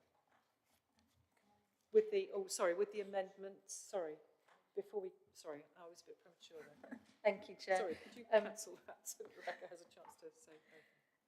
So the officer recommendation is set out at 12.0 on page 61. I would add with minor amendments allowed for officers to make to the conditions. Also with an amendment to condition 1 referencing 2 years rather than 3 years for the commencement period. Also removal or deletion of condition 7 referencing BNG and replacing it with a surface water drainage condition. Thank you, Chair. Thank you. And you pointed out that condition 15 covered the I wonder if it's not been numbered. Oh, here it is. The number is right at the bottom of page 65 and the narrative is on page 66 and 67. Thank you. Okay, so can we just take that vote in the light of what Rebecca has said, please? Thank you. 1, 2, 3, 4, 5, 6, 7, 8. No, we're 9 at the moment. Okay, lovely. 9 in favour. Thank you very much. So that's carried. Thank you so much.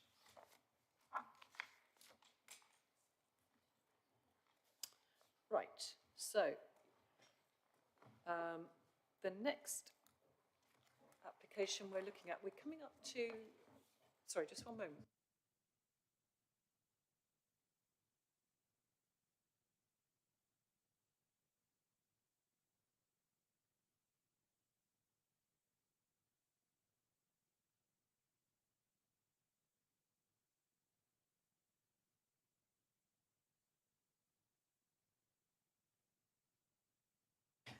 Right, members. Okay, so we'll carry on with agenda item 8. 7. Oh, sorry, I missed one. Turned over 2 lots. Yes, sorry, there we are. Histon. Okay, thank you, everyone. Lovely to know everyone's on the ball. Right, so this is 24/4459/FUL, and it's 55 Narrow Lane in Histon. Construction of 2 semi-detached single-storey dwellings on land in the rear garden of 55 Narrow Lane with access from Muncie Walk. And our officer, Tom Chenery, is doing the presentation. So thank you, Tom, if you could give us your presentation. If you wouldn't just mind bearing with me, Chair, while I just get it set up, if that's okay. Yeah, sure. Yeah.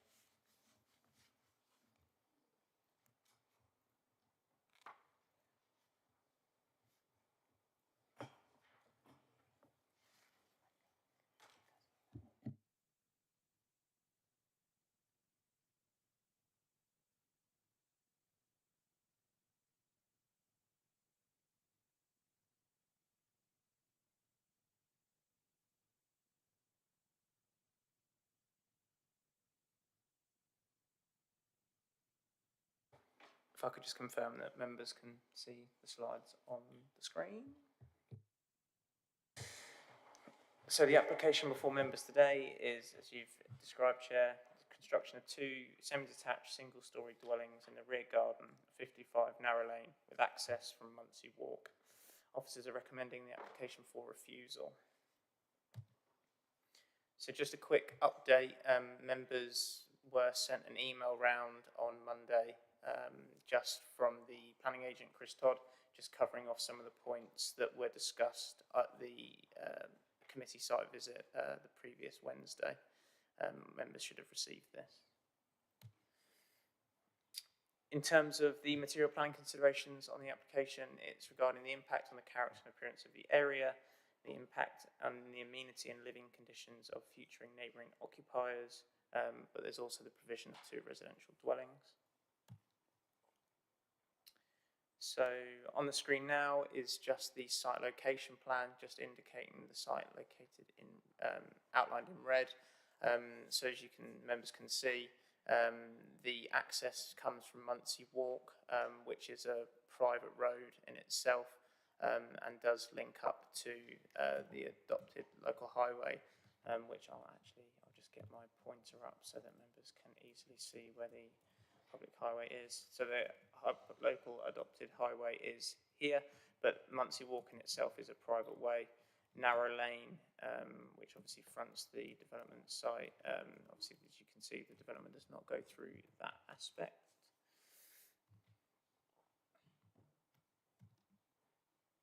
This is just a site plan, just indicating the any site constraints. So the areas in blue are just areas of surface water flooding. As you can see, the site in itself, there are no areas of surface water flooding apart from the road on narrow lane. And then this is just a Google Map imagery, just indicating that the site in itself is the garden space of number 55 narrow lane, and then indicating the adjacent neighbouring properties, and it also indicates the scale and density of development in and around. So the slide's just indicating the existing site plan, just how the site is currently developed. So planning permission has been granted for for 2 dwellings to be situated at the very rear of the site. They're almost identical to that which is being sought in terms of design as this application. However, as you can see from the proposed site plan, the proposal seeks to erect a further 2 dwellings within the site. So these 2 here, where I'm sort of indicating, are the ones that are being sought as part of this application. And then you've got the central parking court area and then access out through Muncie Walk. This is just a close-up of that proposed site plan, just so it's easier for members to see, particularly with the development in the rear, and sort of highlights the garden spaces as well. This is the proposed elevations and floor plans. And then there's been sort of indicated through conversations and emails sent via the agent, there were some concerns or queries regarding the distances, particularly from the first floor window at the rear of number 55, and then the distances between dwellings. So there is the back-to-back distance between the dwelling at its closest point and the neighbouring property is 14 metres. However, unfortunately, I couldn't get the distances to work on here, but the distance between the rear of here and the rear garden is only 7 metres. But then they've indicated that it's 23 metres between here, but obviously that would only be 16 metres to the rear garden space, which would have direct views. So these are some site photos. So this is the access that would come through Muncie Walk. So there's the gap, basically the Lelandai hedge here would be removed and access would come through there where that van is. This is just a close-up of where that access would be and proximity to neighbouring properties. Same for the next image. And then this is where the adopted public highway, as I indicated on my previous slide, will connect through to Muncie Walk. These are images of the rear of the site. So this is the rear of number 55 narrow lane. So this is the first floor window that officers consider would directly look at the rear of the neighbouring property, at the future occupiers. And then this is just views within the site of the rear. So where this shed is, just in between, just behind there, is where the entrance would be. So this is where the central parking court would be located. And then this is just views from within the garden, once again towards the back of 55 Narrow Lane. And once again, this is just from internally within the site towards where the access would come through. These are the neighbouring properties on the other side. That is towards, no, it's not Narrow Lane. No, sorry. Bear with me, I'll get, if you just bear with me, Chair. That's towards Luckett's Close. So it's number 9 and 7 Luckett's Close. Yes, that's correct, Chair. Looking south. Looking south.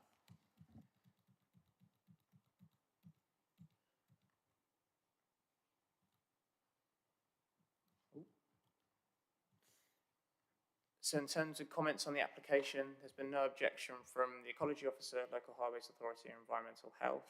The Parish Council have objected on the grounds that the development is an overdevelopment of the site and has raised concerns regarding the impact on neighbouring residents. There's been a number of third-party comments too. All have objected in regards to the matters on the screen in front of members, more notably towards highway safety, car parking, construction impacts, and the damage to the private road. There's also been some relating to character and appearance scale. So as indicated on the opening slide, officers are recommending for refusal based on the reasons based within the officer's report. So that would be on the basis that the proposal would cause harm to the character and appearance of the area due to the overdevelopment and the erosion of residential garden, and would result in harm to the amenity and living conditions of future occupiers through loss of privacy. However, as the proposal would provide 2 residential dwellings, this is a material consideration in favour of the application. Thank you, Chair. Thank you very much, Tom. Members, do you have any questions of clarification? So, Councillor Dr. Toomey Hawkins. Thank you, Chair. Thanks, Tom.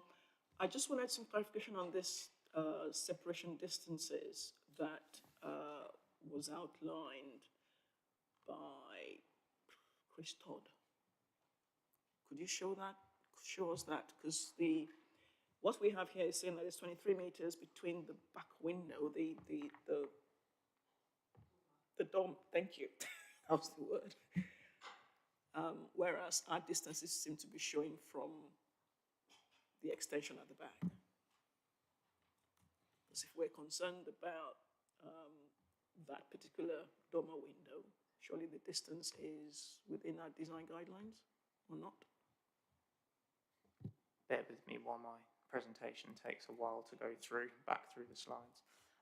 So the District Design Guide indicates that it's a 25-metre distance which is required from any first floor window back to back with any neighbouring property.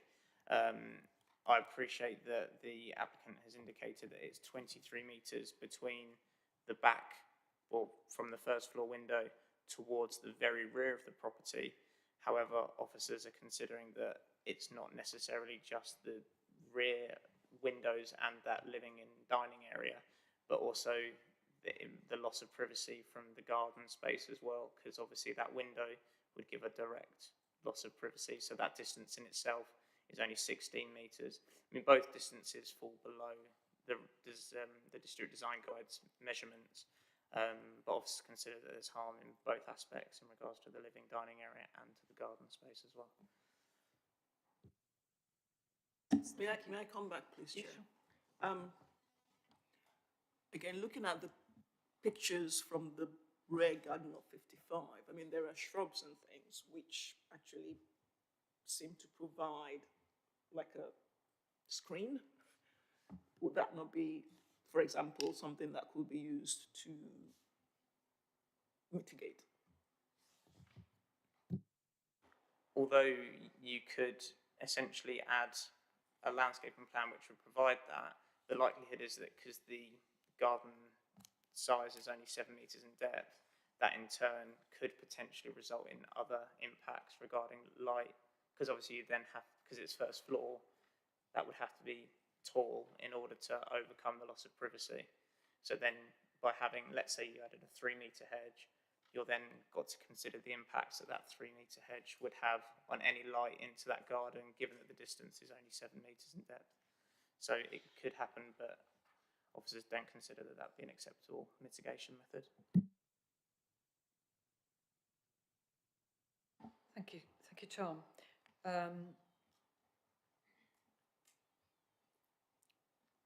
Right, any other members wishing to ask any questions of clarification?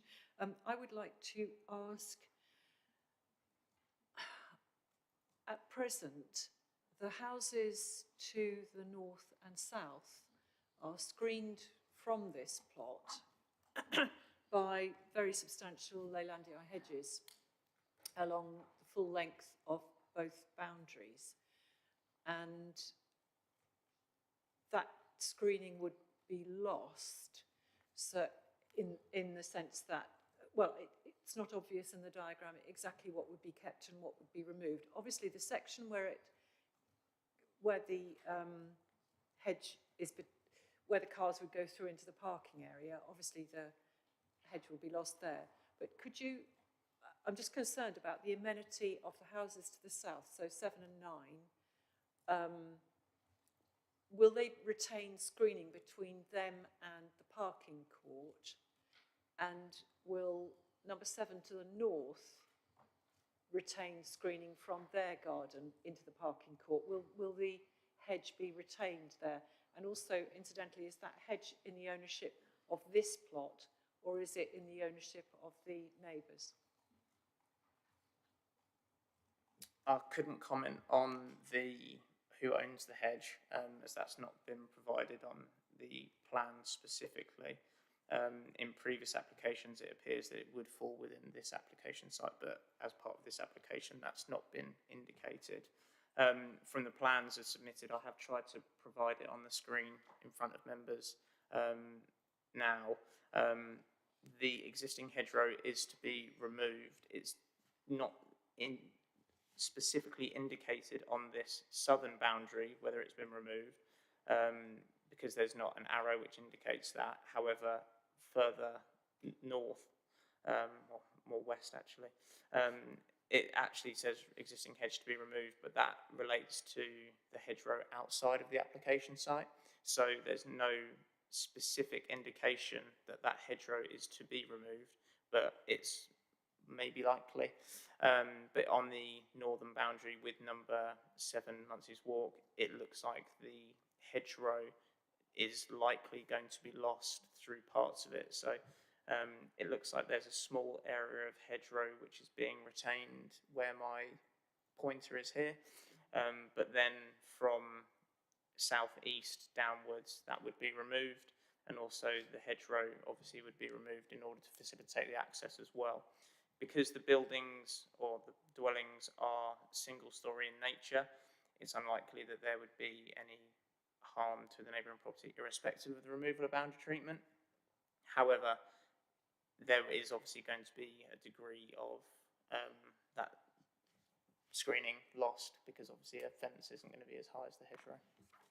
Thank you very much, Tom. Councillor Fane.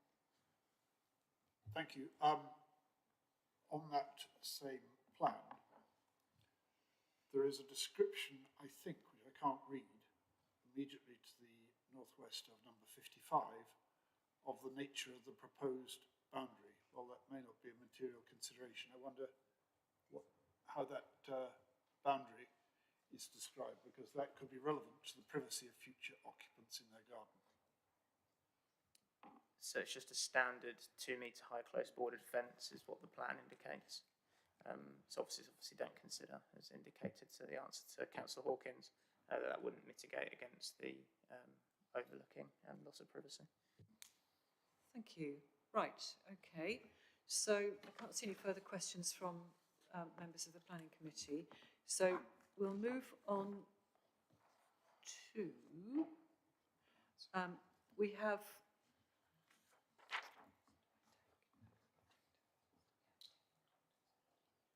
okay, so we have Rosemary Smith, thank you, who is objecting to the application.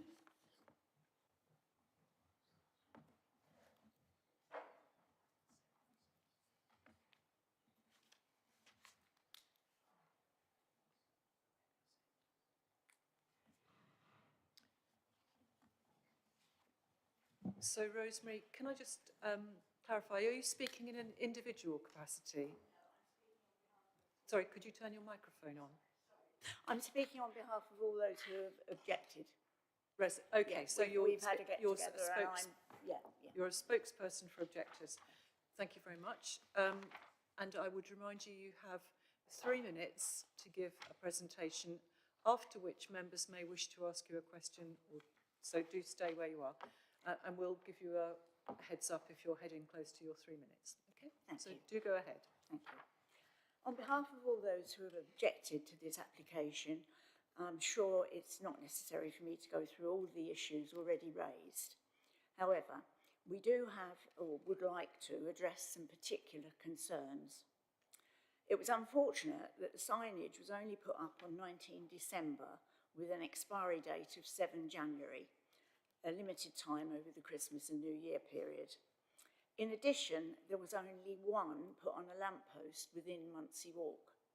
Nothing at the front of the property in Narrow Lane. Consequently, unless you were on the notified neighbours list, which many people in nearby properties in Narrow Lane were not, you would not have been aware of this application. Indeed, we've had conversations with people who have subsequently voiced their concerns and opinions.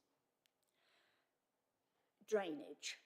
The changing weather patterns, the concern raised about drainage being by soakaway is very relevant due to recent flooding issues on Narrow Lane where water had to be pumped away. The Denny Ecology Report states that the biodiversity net gain is to be achieved by purchasing credits. This will surely have a negative effect on the appearance and character of the area. It also confirms our opinion that this is a massive overdevelopment on that site. Although ultimately a civil matter, along with my close neighbours, we would like a condition imposed, or at least a written reassurance from the applicant, that any damage to our unadopted road surface, drainage, fencing, gardens, will be rectified to the most suitable standard. Finally, there's the issue of safety of our children attending the village schools. This is relevant as the Highways Department and local councillors are already looking into problems raised with the current setup. We repeat the requests already raised several times, including from our parish council, that if this goes ahead, construction vehicles must have very strict and limited times for their deliveries. Thank you for your time. Thank you very much. Mrs. Smith? Miss Rosemary is fine. Rosemary. Thank you very much, Rosemary. So, members, does anybody have any questions for Rosemary? Thank you very much for giving such a succinct summary of your concerns. I appreciate that. Councillor Hawkins? Thank you, Chair. Thank you for your presentation, and I just wanted to clarify. You made a number of points about not being notified. Can I just understand that? Certainly, we do notify. Well, there was only one signage in Muncie Walk. I don't know if you've been to the site, but unless you're coming to Muncie Walk to visit or see, that you don't pass it. It's a cul-de-sac. And the message was on a lamppost there. So the people in the neighbouring road, which is part of Narrow Lane, weren't aware until, it's winter, we're all shut in. And it's only after we started talking to people that they knew this was happening.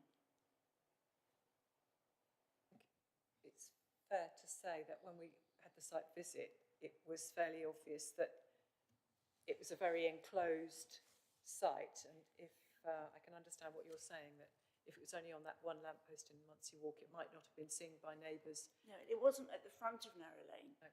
which is where the neighbour, and even the neighbour next door, I can't remember which side it was now, he wasn't notified. No, He wasn't on the neighbours list. That's fine, that's fine, thank you. Councillor Hawkins. My point is, we have a process. And the process is to notify neighbours within a certain radius of the site. And I'm willing to bet we did.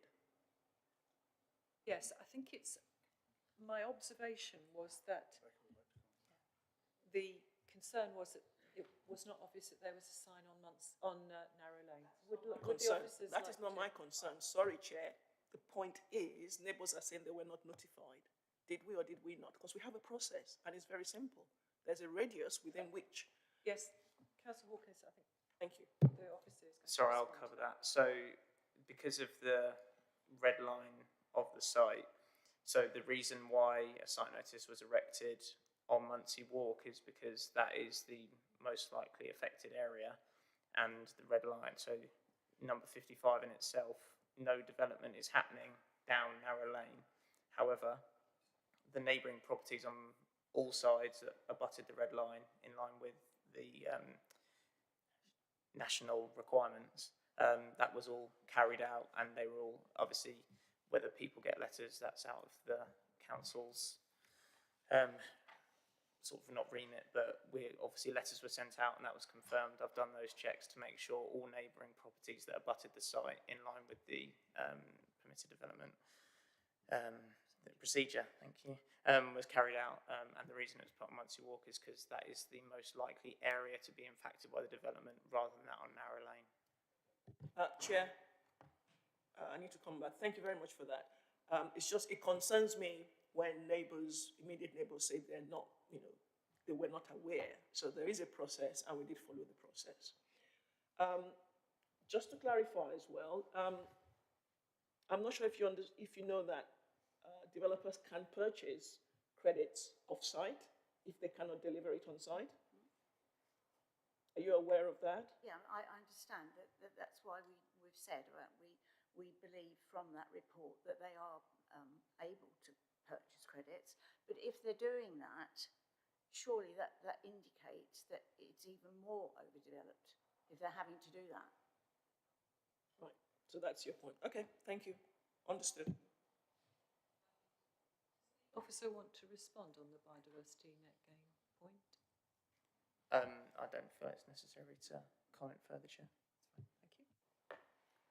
Right, thank you very much, Rosemary, for answering our questions. Would you turn the microphone off, please? Sorry, yeah, thank you. Thank you so much. Okay, thanks very much indeed. So the next speaker then is Philip Kratz, who's Head of Planning, OSC Solicitors LLP, agent for the applicant. Thank you, Mr. Kratz, when you're ready. Thank you, Chair and so members. You remember, you have 3 minutes. Good to see you. You have 3 minutes, and we'll give you a warning if it looks as if you're going to run over. So thank you very much. I wasn't actually the agent on the planning application, but I have advised the applicant and through him the architect as well on this site, which I'm very well familiar with. Okay, now, have you started speaking now? Yes. As it were. We will assume. Okay, let's start from now. I'm happy to start again, though. Thank you. No, that's fine. For those that don't know me, I'm Philip Kratz. Don't put off by the fact that I work for a firm of solicitors. I'm a member of the Royal Town Planning Institute and the current chair of the Law Society's Planning Law Committee. I'm well familiar with this site, and what I would ask members to do is to hold in their minds the planning balance sheet that was shown for the previous application, because I'm going to go back to the material considerations, and whilst I outlined the applicant's point of view on this. Now, context is everything.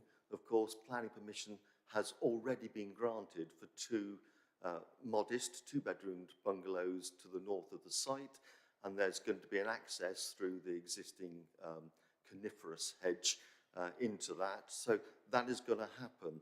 And those new bungalows that have been granted permission will be looking down the extraordinarily long, by modern standards, garden of number 55. And what is proposed is to all intents and purposes, identical modest open market bungalows to create a little courtyard with the parking in the middle. I've heard what has been said by your officers about the spatial standards. Of course, the proposal meets all of the nationally prescribed spatial standards for everything. And I understand the concerns about overlooking that I'm going to come back to in a moment. There are two reasons proposed for refusal. One is to do with the impact on the character of the area. Now, I'll pause there because the character of the area is obviously overwhelmingly residential, and it's a Heinz 57. This is not the Royal Crescent in Bath. It's a little bit of everything going on, and that actually is part of the charm of the area, with its little cul-de-sacs and private roads and modest dwellings. The other one is loss of privacy, and that's not loss of privacy to the pre-existing neighbours. It's a suggestion that there will be a loss of privacy to the occupiers of these two new homes which are being sought. Now, I am well familiar with the property, and I visited it again yesterday to refresh my memory. That dormer window at the back is accessed by a temporary ladder which replaced the previous pull-down loft ladder to get up to it. It is an occasional room. It's not actually a habitable room, but even if it was, it would be a bedroom. And of course, generally, bedrooms are occupied in the evenings. The 23 metres distance to other habitable room windows is slightly short of the 25 metres guideline in your guidelines that are 2010, which is shortly after the Jurassic period for planning design guidance. If I go back to the planning balance exercise and this loss of privacy and the impact on the character, You're coming to the end of your time, fine, Mr. Kratz. Thank you. It's gone. It's gone, okay. Thank you very much. So, members, does anybody have any questions for Mr. Kratz? Thank you. Sorry, I'd like to hear his last point, if I may, if we may. I'm sorry? We'd like to hear his last point, please. Oh, you'd like to hear, okay, sorry. Maybe you'd like to ask a question to enable him to do so. But yes, did you want to make your last point, Mr. Kratz? Well, it was simply to say that the two reasons for refusal, one refers to the excessive scale and built form of the proposal. Well, you've already seen the elevations of it, if you needed to describe it as an excessive scale and in built form, I think is stretching the credulity of those words. And the other one is back to the point about the alleged loss of privacy. Just to reinforce the point that came out in questions of the officer, the plans indicate the hedges to be retained, and that was, I think, spotted by the Vice Chair of the committee. And the 2 metre fence, and I've done a little diagram for my own purposes, it means that there is adequate privacy for the occupiers of the new dwellings in their rear gardens. And okay, thank you, Mr. Kratz, that's fine, thank you. It's just for me to clarify that the issue of the overlooking, the distance of 23 metres just being slightly shorter than the 25 in the design guideline didn't seem, from your viewpoint, to be a major issue that couldn't be mitigated. There's 2 points. It's a matter of planning judgment whether 23 metres, whether there's any magic in those missing 2 metres or not. But also it can be mitigated by condition anyway, obviously. Okay. Thank you. And good to see you. Thank you. It's been a while. Could I just clarify, did you say that the plans indicate the hedges are to be retained? Yes, it is. Yes. No, he said it is to be retained. I understand that's not the case on the plans. I'm sorry, but that's why I had specifically asked our case officer, and I think the point is there's no indication that they are to be retained. Well, that's wrong, Chair, because the drawing reference is the proposed site block plan. I'm afraid on my A4 print, I'm again stretching my eyesight to see the drawing number, but I think it's 24631/12, and on the boundary, and I think it was spotted by the Vice Chair, it says existing hedge retained. So it's... But that's only in one point. I think the point was, it wasn't clear what length of hedge was to be retained. But Fair enough. Okay, there's... Sorry,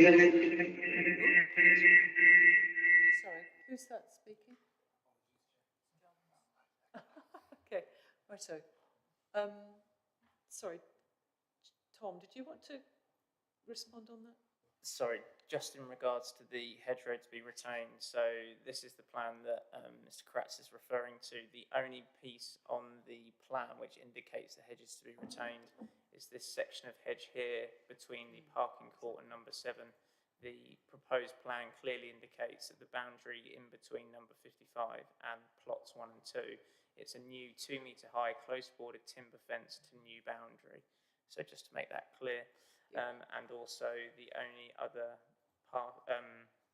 aspects that relate to the boundary treatment is the area up here to the with next to number 7 Luckett's Close. That says that the hedge is to be removed, and then the hedgerow along here next to number 57 and then number 7 as well. That says that that is to be the existing hedge to be removed and timber fencing made good or replaced. Okay, thank you very much for clarifying that, Tom. Okay, I can't see any other questions for Mr. Kratz, so thank you very much indeed for your time. Vanessa would like to make a statement.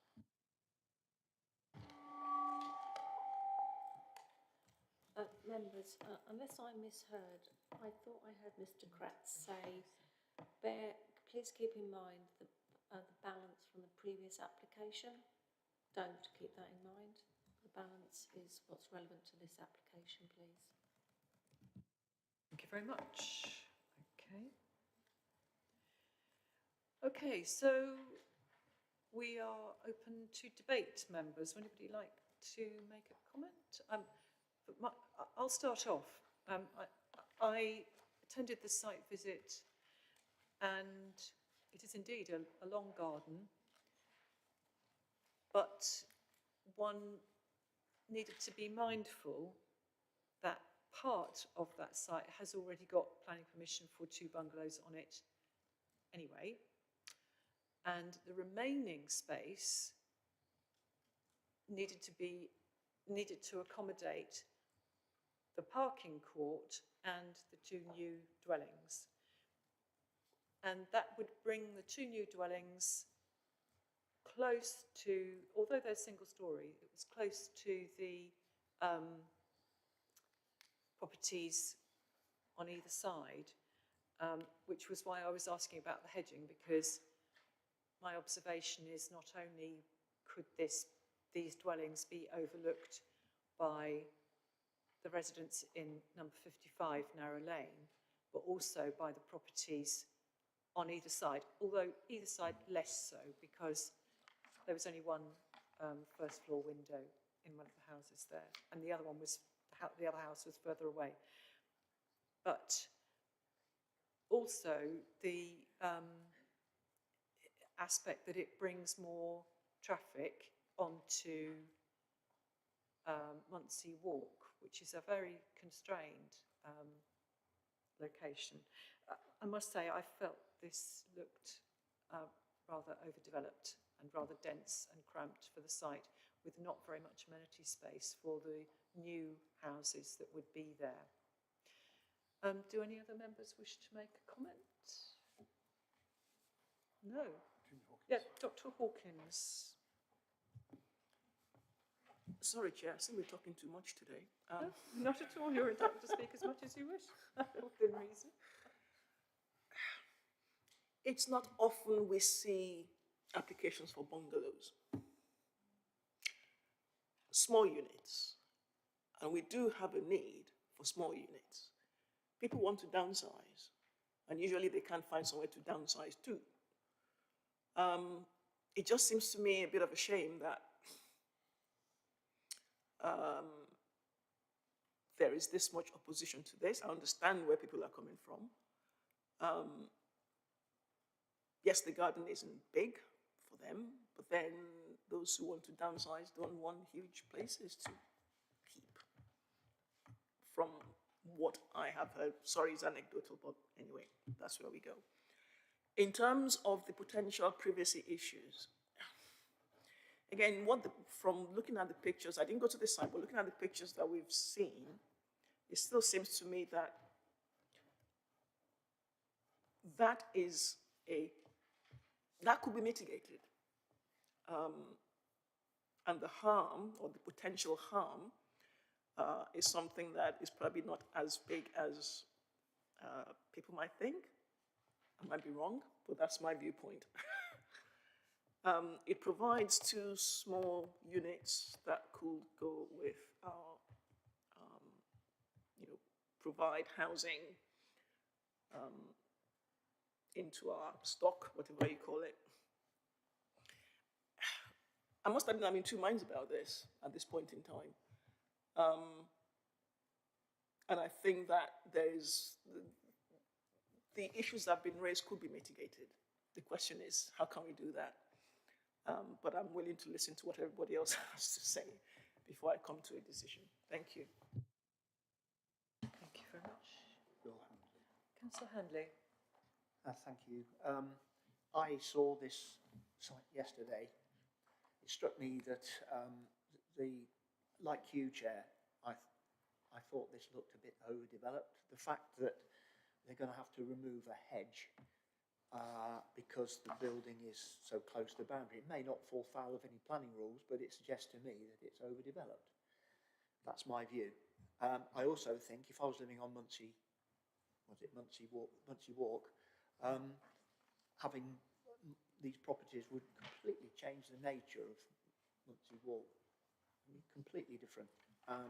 So I don't feel strongly, but I'm minded at the moment to vote in favour of the officer's recommendation. Thank you, Councillor Handley. Nobody else wishing? Oh, Councillor Rickson.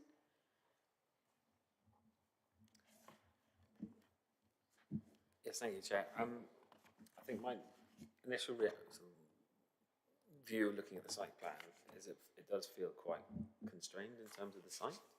And the amenity space provided, but I do recognise that there is a need for dwellings of this size in South Cam. So I think that's from that is a positive. I'd ask that if councillors were minded to move towards approval, that the condition about restricting deliveries outside of school hours would be applied, because it is extremely congested at those times, and the whole of Muncie, well, not Muncie Walk, but narrow lane that leads to it. And I'd ask that to be applied to it. Thank you very much. Just before we go, can I just check with officers whether that would be a condition that could be included? Is it, and this was for construction, was it? For construction, yes. Yeah. Okay. Thank you. Sorry, Chair. We could include, if members were minded to approve the application, obviously we'd need to put together a list of conditions, and a construction management plan could be included. Thank you. Councillor Sandford. Thank you, Chair. Over and above the construction management, it's possibly not obvious from the pictures, but the access would be down what's essentially a loose gravel driveway accessing the existing houses. I know we can't undo the planning permission for 2 bungalows on that site, but I'm thinking 4 properties down there being serviced by cars, Amazon delivery vans, you name it. That's not really a viable access for that many properties. It's going to get seriously damaged in a very short space of time, I would think. Again, that might be something that could be conditioned, but I would have a concern about the state of that driveway in a few years' time. I have a horrible feeling that the rights of way access over what is a private driveway are outside the remit of this council, and the legal officer is confirming that. So I had the same thought, Councillor Sanford, but I don't think we can do anything about that. So you're saying that if this committee grants planning permission, the residents would have no comeback on our actions if it was seen to be negligent a few years down the line? I think it couldn't be negligent because we don't have any powers over that. But they might object, but I think there's... Tom, did you want to respond? So it obviously, although it is within the red line, the actual ownership of who owns that access, I believe, is split between those on Muncie's Walk as well as the applicant as well. So it would be between them to determine how that road was maintained, because it's not an adopted local highway. It would be between those residents to bear the cost of that, and it would be between them as a civil matter to discuss that. But we as the council would have no powers to be able to ensure that it was any particular type of material in that sense, because it would have to be agreed by the owners. So that's for the owners on Muncie Walk and Narrow Lane to sort out amongst themselves. Right, so we've got no further wishes to speak. So we have, sorry, Councillor Fane. Thank you, Chair. Before I speak, I wonder if I could ask that we put the planning balance up. Yes, please.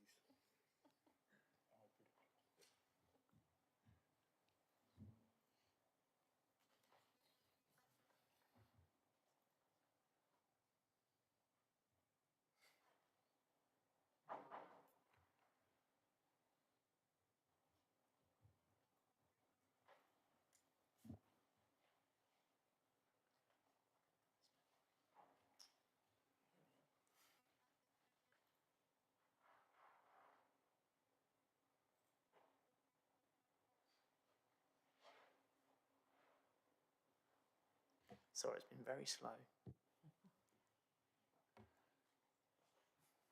There we are. Thank you.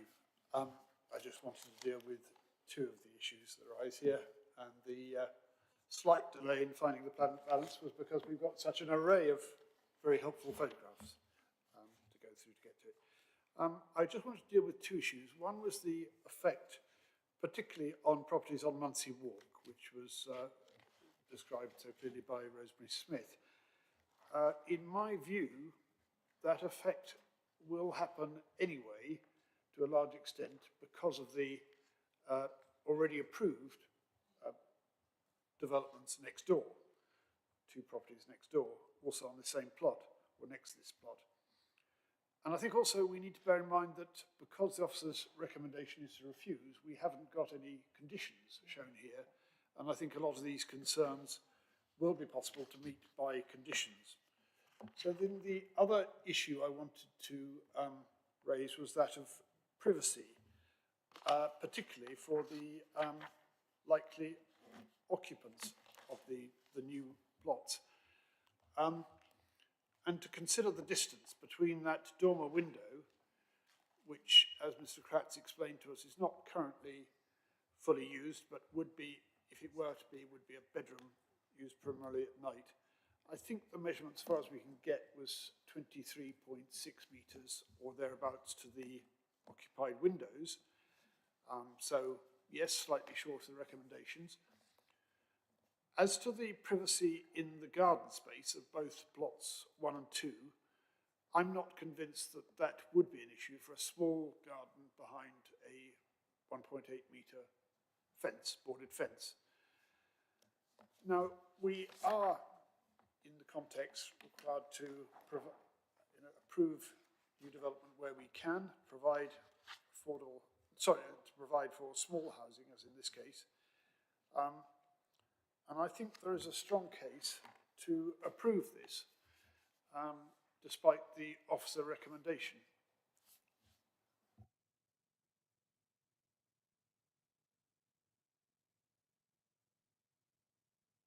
Right.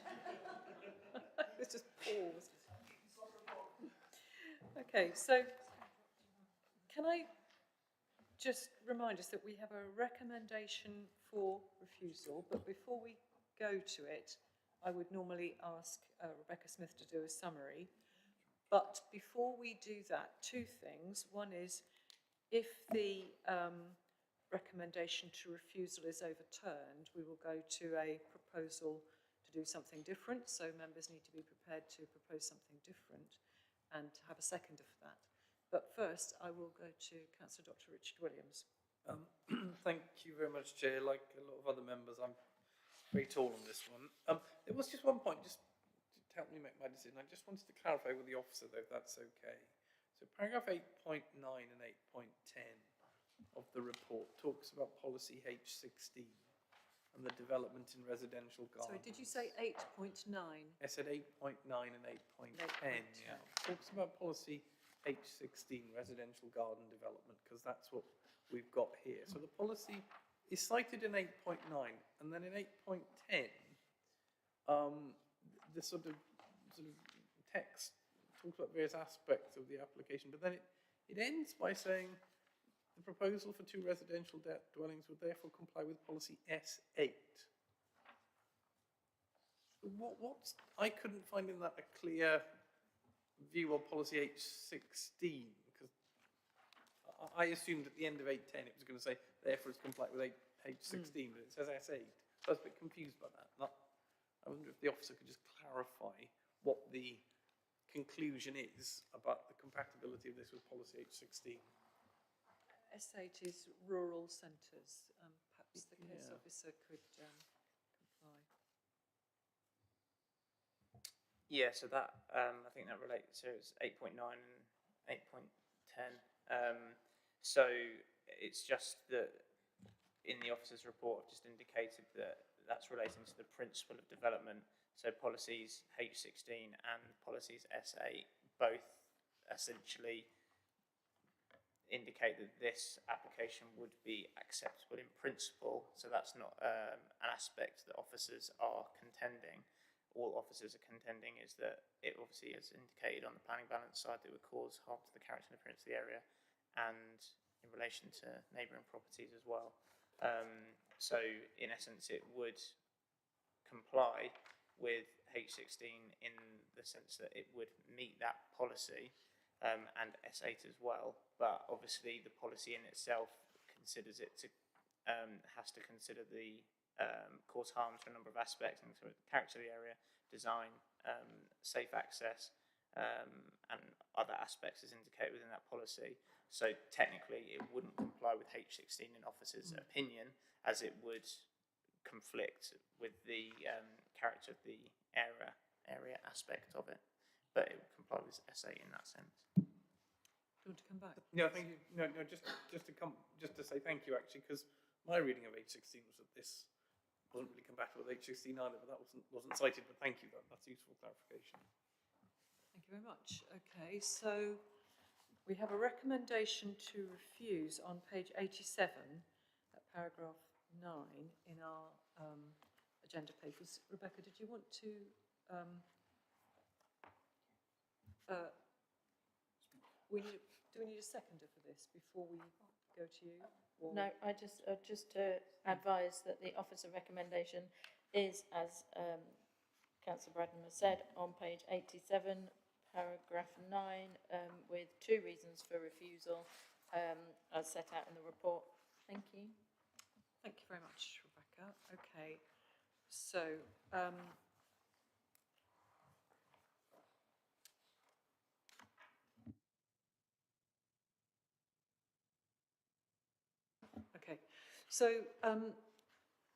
that is the officer recommendation. Could I ask, do any members wish to propose this as a recommendation? Yeah, Councillor Handley, and I will second that. So, can we go to a vote on that recommendation to refuse, please?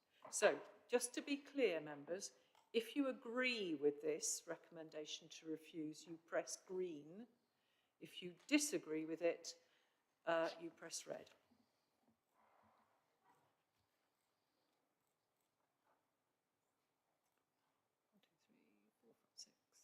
8 of us. Oh, that's interesting. Got 9. 1, 2, 3, 4, 5, 6, 7, 8, 9. So we are 9. Okay, so the recommendation to refuse is carried 6 to 3. Thank you very much, members. So that application is refused. Thank you very much to those who have attended and to from the village.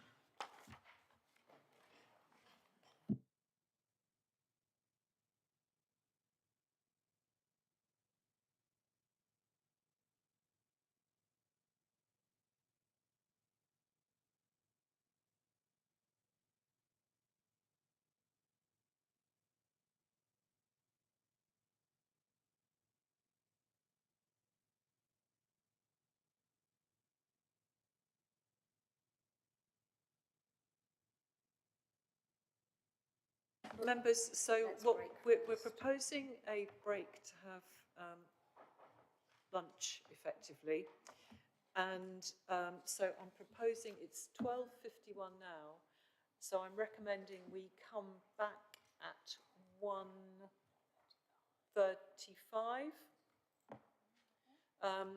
and if applicants and speakers have not come yet to item 8, then we might take item 9, because I know the applicants have been here, so we might take them before the others if they haven't yet arrived. So if we'll take a break now until 1:35. Thank you very much. If you could take us offline.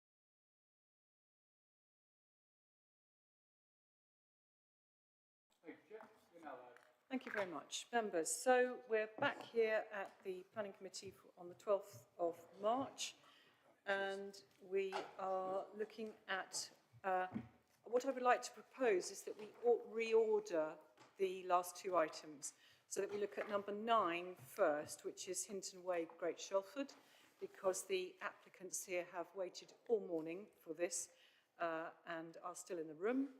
And I suggest we then move, the Guild and Morden one comes after that. So can I just take your approval for that?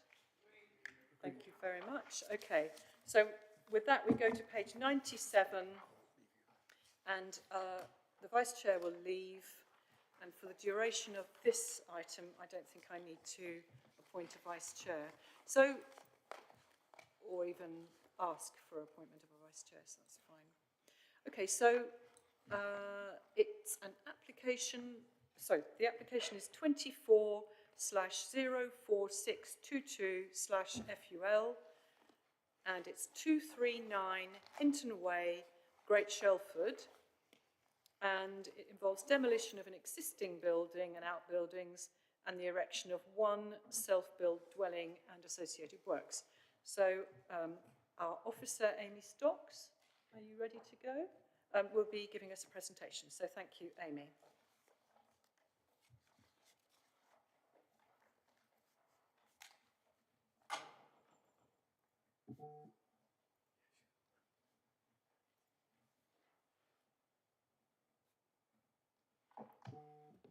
Thank you. Hello, members. Today, the application before you... Sorry, you're going to need to bring your microphone a bit closer. Sorry, that means... My fault, sorry. Thank you. Yeah, so the application today in front of members is at 239 Hinton Way, Great Shelford, for the demolition of an existing dwelling and outbuildings and the erection of one self-built dwelling and associated works. The location of the site is along Hinton Way.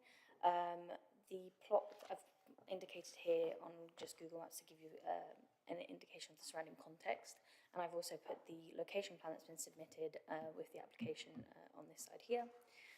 The site is located outside of the Great Shelford Village framework and is located within the Greenbelt and the countryside. To the north of the site and to the south there are residential properties, while to the west the site is open kind of Greenbelt area. To the east of the site is the Hinton Way and essentially more open kind of countryside, which is all in the Greenbelt. Just for completeness, this is what the kind of land designations are, with the red dot here indicating where the site is.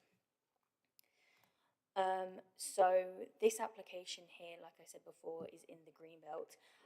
However, this land can be has been designated under the new changes by the NPPF as Greybelt. For the completion of this presentation, I just wanted to put on screen for members and highlight what element of the definition that we would be looking at in terms of what the grey belt is. So the grey belt is land defined as in the green belt, comprising of previously developed land and or any other land that in either case does not strongly contribute to the purposes of A, B or D in paragraph 143. Now paragraph 143 refers to the objectives of the green belt, being that it can't, that it would, any development wouldn't cause any merging of towns, or I've got them here, so one moment. Yeah, so it's essentially it would be that it wouldn't kind of cause any merging of towns, wouldn't compromise the objective of the green belt in terms of openness, which it doesn't in this case. So therefore, what we then would have to do is go on to paragraph 155, which refers to the development of homes within the Greenbelt, which is a new paragraph within the NPPF, which talks about utilising Greybelt, and because it sets out various parameters of would it utilise this type of land, would it be in a sustainable location, and would it meet the golden rules? essentially the golden rules aren't applicable in this case, but it would use greenbelt land, and it is determined to be in a sustainable location. So therefore, the development of this area of grey belt for housing is considered acceptable. So essentially, after that long ramble of grey belt, the land is grey belt, and the NPPF favours the development of this land. So despite the fact of being in the green belt, it is almost a sub kind of category within the land designation as grey belt. So the existing site consists of a 1.5-storey detached dwelling.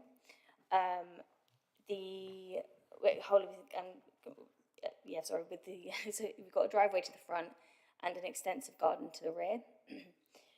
The access to the site is gravelled, and the proposer will seek to use the existing access. There's no changes to the access that have been proposed under this application. So just for comparative, the street scene you see at the top is what's existing, and the street scene on the bottom is what is being proposed. So, there is a slight change in the height of the new dwelling. So the new dwelling will be roughly 7.4 metres in height, while the old dwelling is 6.6 metres in height, but 7.8 including the chimney. The new dwelling will be wider at first floor, not necessarily at ground floor, because we see this area here being developed and kind of infilled essentially. So as for the completeness of the elevations, the proposed dwelling will kind of benefit from a contemporary design. The dwelling will have 2 prominent gables forward facing onto Hinton Way. The central part of the elevation, as you can see kind of here where it's been blacked out, is where there would be glazing. The proposed dwelling will be larger, so it will be 2 stories as opposed to 1.5. And there will be a footprint increase. So the existing dwelling is approximately 106 metres squared. The proposed will be 186 metres squared, being an increase in 80 metres squared. The floor plans, again, just kind of for completeness, you can see that the first floor of the development will be made larger. There is an air source heat pump that is being proposed.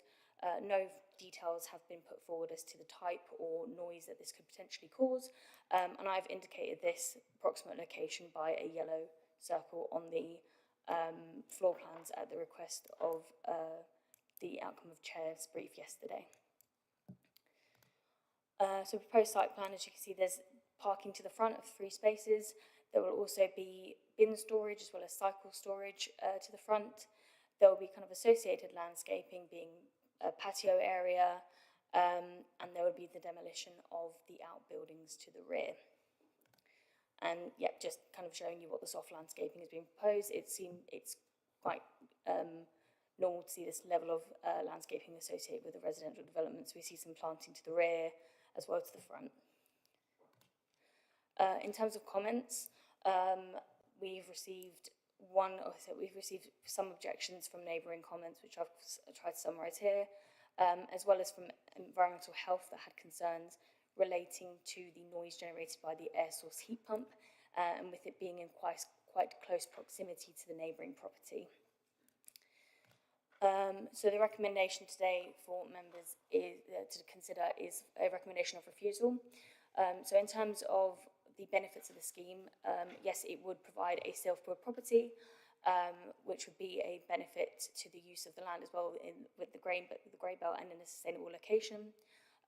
However, the harm does outweigh the benefits, in this case, in the opinion of officers, that the proposal would adversely impact neighbouring amenity by way of blocking light from there's windows on the side of the elevation of 241 at both first and ground floor, which serve bedrooms.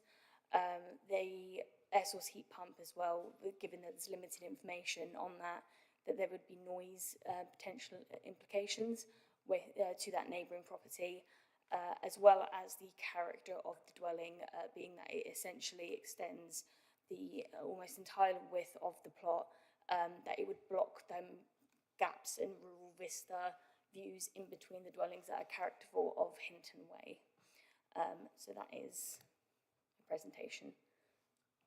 Thank you very much, Ms Stocks. So do any members have any questions of clarification for the officer? No. Okay, right. Sorry, Councillor Hawkins. Yeah, thank you. I know there's, you've talked about the grey belt principle here, but surely this is a replacement for an existing property, isn't it? Does the grey belt need to come into it? So that is kind of one of the reasons why it's grey belt, because it has already been developed. So it's almost, it's developed land within the green belt. So because there's already a house there, we can kind of constitute it as grey belt.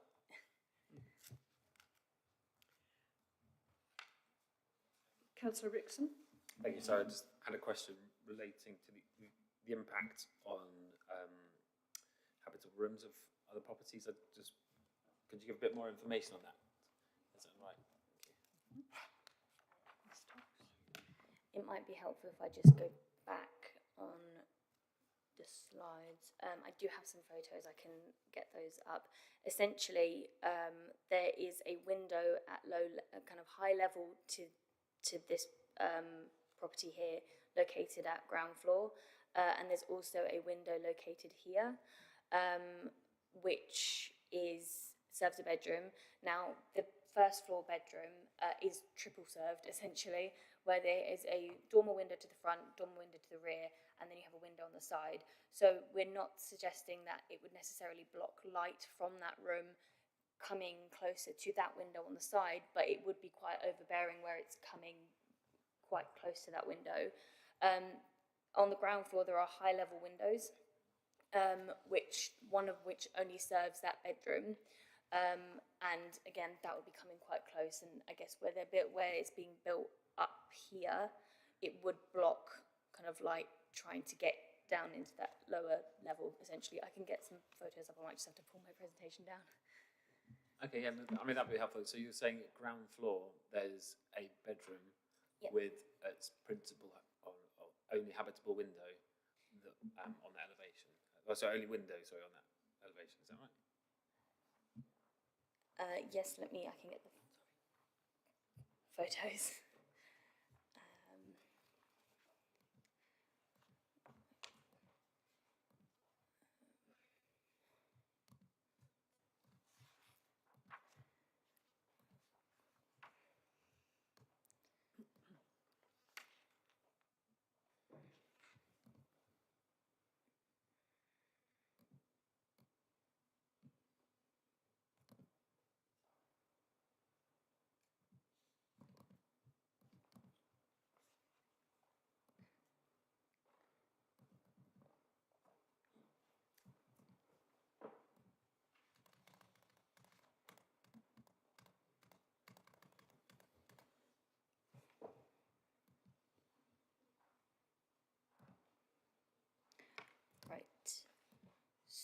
So let me just get my pointer back. Yeah, so you can see it on this side bit here. So this would be that window. Sorry, can you just, are we looking from the rear of 241 here? No, so I'm stood in the garden of the application site from taking this photo. So you're looking from the rear of 239? Yes, along the boundary of 241. So this is 241 here. Okay, yep. So these two windows here serve a living room. This is what the ground floor bedroom window, and then this is the first floor bedroom window. This is looking out of that bedroom window, so already it is kind of built up along that boundary anyway at single story, but it is where it faces onto an existing courtyard that I believe on the plans that it wasn't accessible. So it does back onto a courtyard of number 239 on the site, but that will be infilled and extended upwards as well. So it's that element of blocking light that officers are concerned about. In terms, oh, I forgot the other one, sorry. In terms of the first floor window, I thought I did have one on here.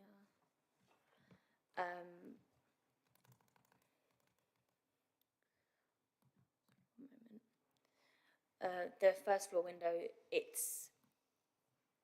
the view will not necessarily be blocked, but again, it will be quite overbearing. It will come. Share that if you... Yep. Oh, okay, sorry. You're trying to... Sorry. I wasn't sure if you thought you were sharing it.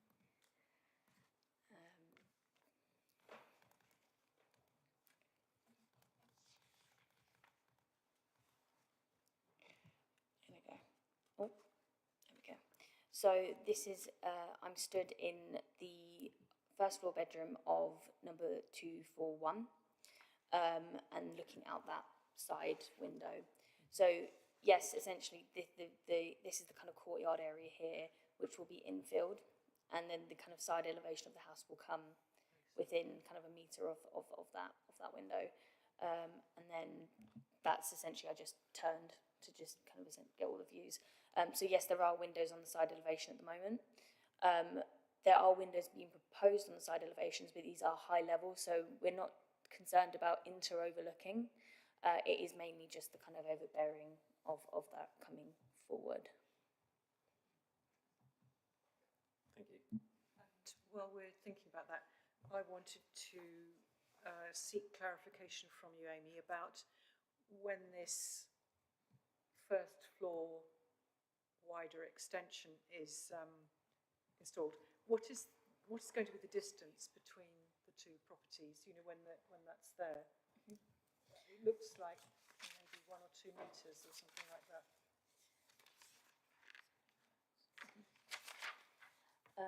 So it will be a new house. So the actual distance between that at the moment from 241, the old dwelling is approximately 700 millimetres from the closest point. The new dwelling will be set off approximately 1 metre from 241, but although that increases the distance, we also are getting an increase at height as well. So that is where the kind of overall picture is. As I understand it, although it is marginally further away, it is at that distance at the first floor as well as the ground floor. Yeah, okay. Any other questions of clarification for Amy? Yes, Councillor Hawkins. So I just taking this issue of the closeness and the light further. If there's this much concern about the light to the neighbouring property, shouldn't there be something like, I don't know what you call it, daytime light, nighttime light analysis done of what is there now compared to what will be? Shadowing. Something. Yeah. As it is, we're basing, decision on it will be worse. But I'm not seeing anything that says it will be worse. In terms of sunlight daylight assessment, we haven't received one. I think it was purely because when it's getting closer, we are seeing that blocks. If I get my presentation back up in terms of the street scene, that might be more helpful. But yeah, this one will be fine.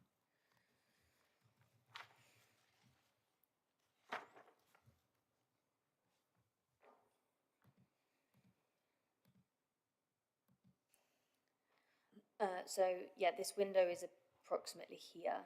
So if I actually go back, then we can actually compare there we go. So at the moment where this window is here, there is some kind of almost space where, we could, I don't want to say assume at all, but the light level is the light level as existing. Where we then have this increase in height, that is then blocked completely. So essentially it's just this gap where there would be light coming in. Now, there's no light assessment that's been put forward. So where we've got the ground floor, yes, it is already essentially blocked as well by the single story. It's just that it could be kind of further blocked as well from the first floor. That's why in terms of the kind of impact on the first floor, we said it would be overbearing, not necessarily loss of light. It's the ground floor that would suffer that. Yes, and thank you, Amy.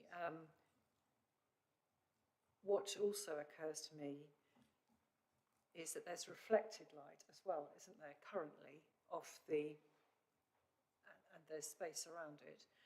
The other one is that this development at 239 is south of 241, so it will be blocking southern light, which is important.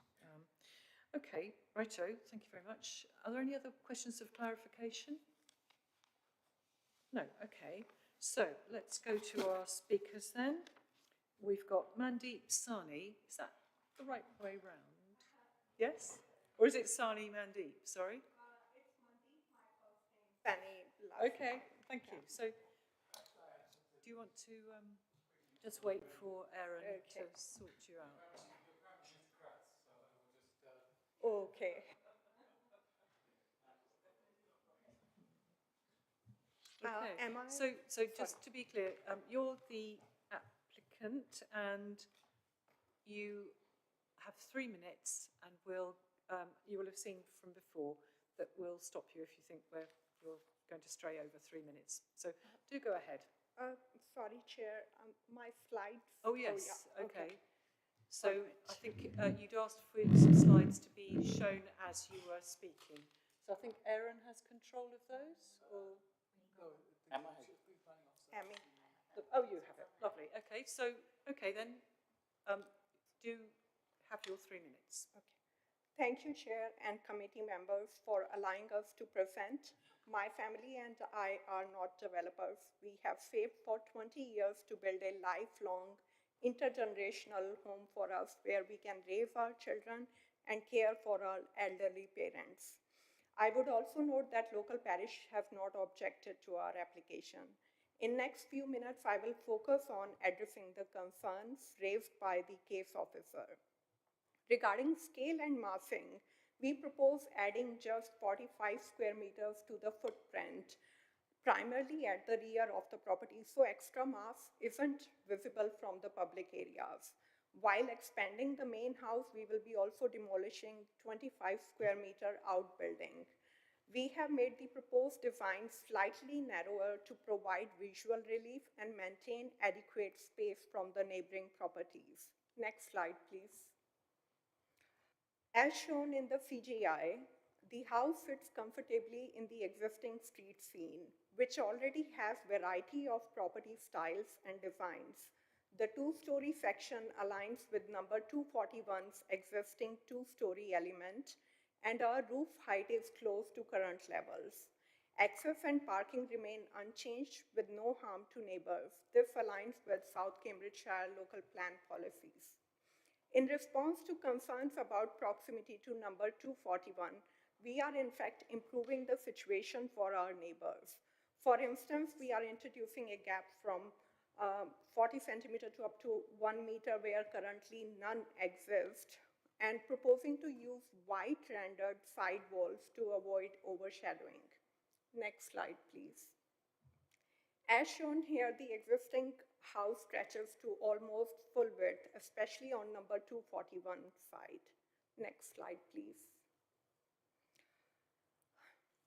By removing several windows on our side, we will eliminate direct views into each other's home, improving privacy.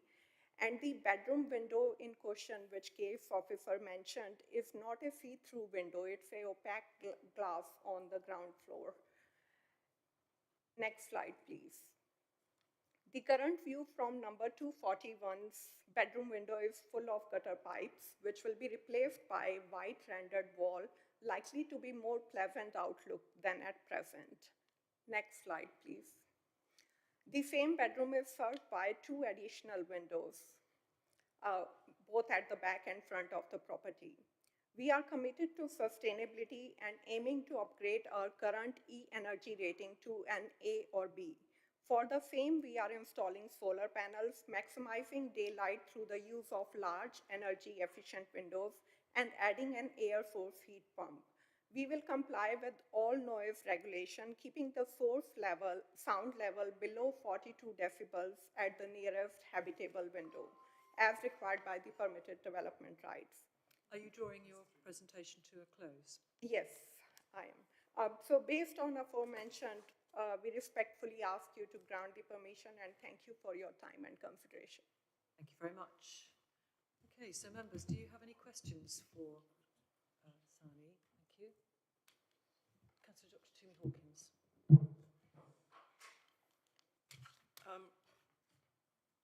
Thank you very much, and through you, Chair. Did I hear you say that you're only increasing the current footprint by 45 square meters? Yeah, 45 square meters. That's after taking the outbuildings as well into account, because we are removing outbuildings. Okay, because that's different to the 80 square meters that I believe that's because outbuildings were not taken into account. Okay, but just want to clarify, we can clarify that later on.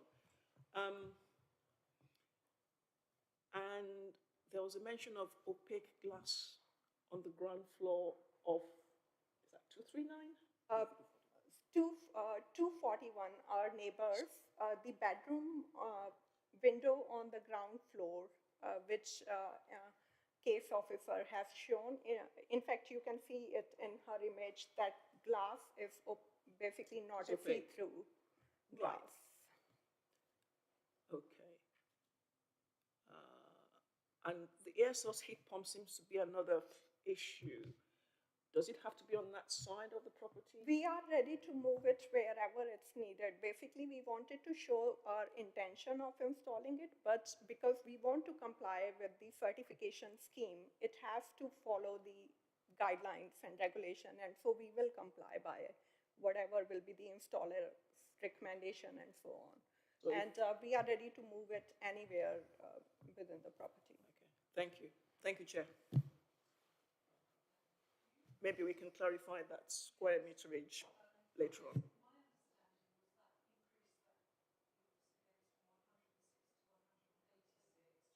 Sorry, my observation, my understanding was that the increase from 106 to 186 referred to the house itself in the demolition and the rebuild and did not include the outbuildings. Is that correct? Yeah, thank you. Right. Still lost? Sorry? Just to Sorry, clarify. I'm still lost as to what those numbers actually mean. So just to clarify, the measurements of the scale drawings that were submitted with the application, officer measurements are that the footprint of the existing property is 106 square metres. The applicants submit that it's 116 square metres. There's a difference between what the drawings measure and what's annotated on the plans. The proposed footprint of the new property is 186 square metres. So the actual increase in footprint of one property versus the other, depending on whether you take the annotated measurement or the scalable measurement, is either 106 to 186 or 116 to 186.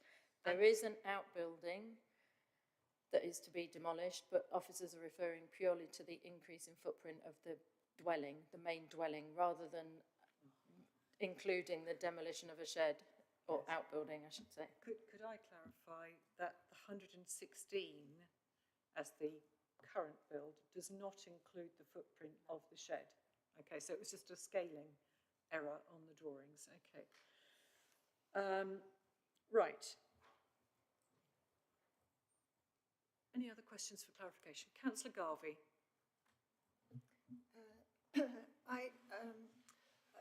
The mention was, or pictures shown of dormer windows. Are there going to be new ones in the next door neighbours? Pardon? I couldn't hear.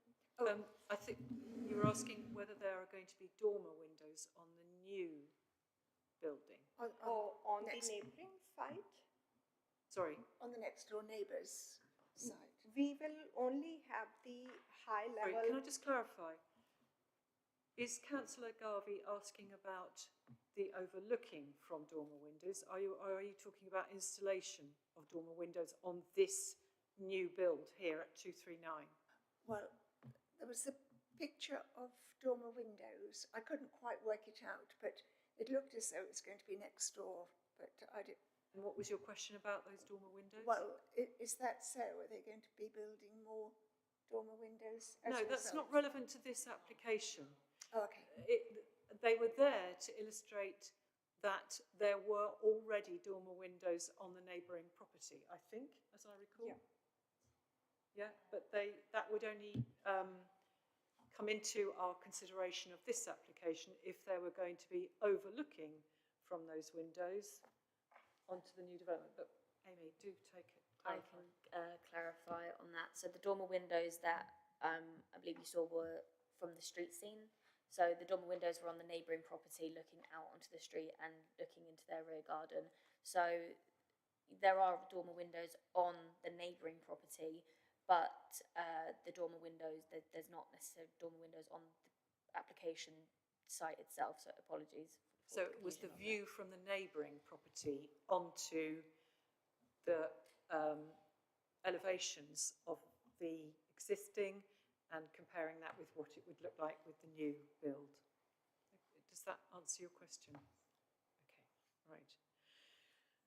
Okay. Okay, I can't see any other questions from members. So thank you very much, Mandeep Sani. So if you'd like to turn your microphone off, thank you. Right, so members, we're into debate then. Who would like to start off? I would remind you that the current recommendation is for refusal, so if anybody thinks that's appropriate or inappropriate. Councillor Hawkins? Okay, thank you. I'm looking at the planning balance. Can we have it back up on slide, please?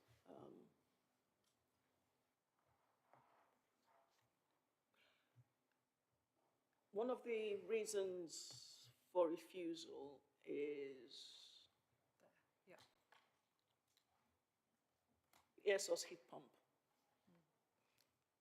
because no information has been provided as to its impact really in relation to the noise.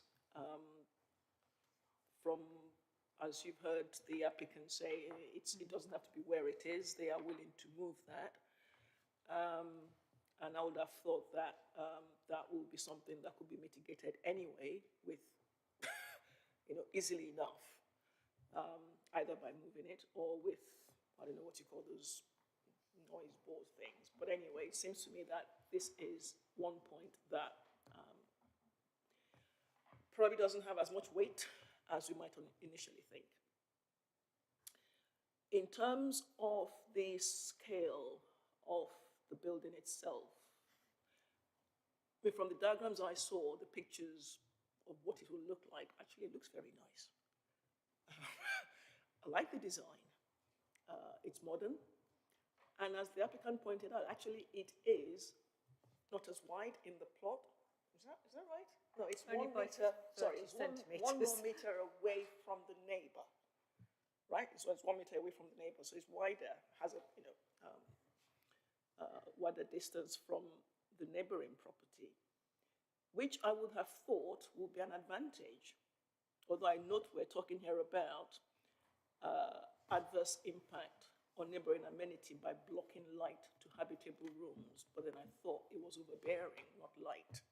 Hence my question about, has there been any light analysis? To be honest, I feel that this reasons for refusal could be mitigated. I'm taking off the ESHP. And in terms of the mitigation for light, again, that could be mitigated.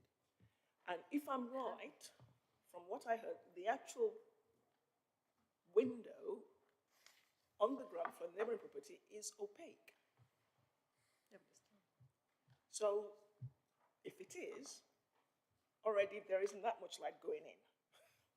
So I'm not sure that this will make that much difference to it. I am of the view to actually approve this, folks. That's my view, because I think we could mitigate some of these points very, very effectively. Thank you, Chair. Thank you, Councillor Hawkins. Does anybody else wish to speak? I've got Councillor Rickson and Councillor Dr. Richard Williams. So, Councillor Rickson. Firstly, I'd just like to clarify that point relating to it being more than a metre away now, or a metre away. I think these dimensions, I'm not quite clear on. I'd just like to get that clarified.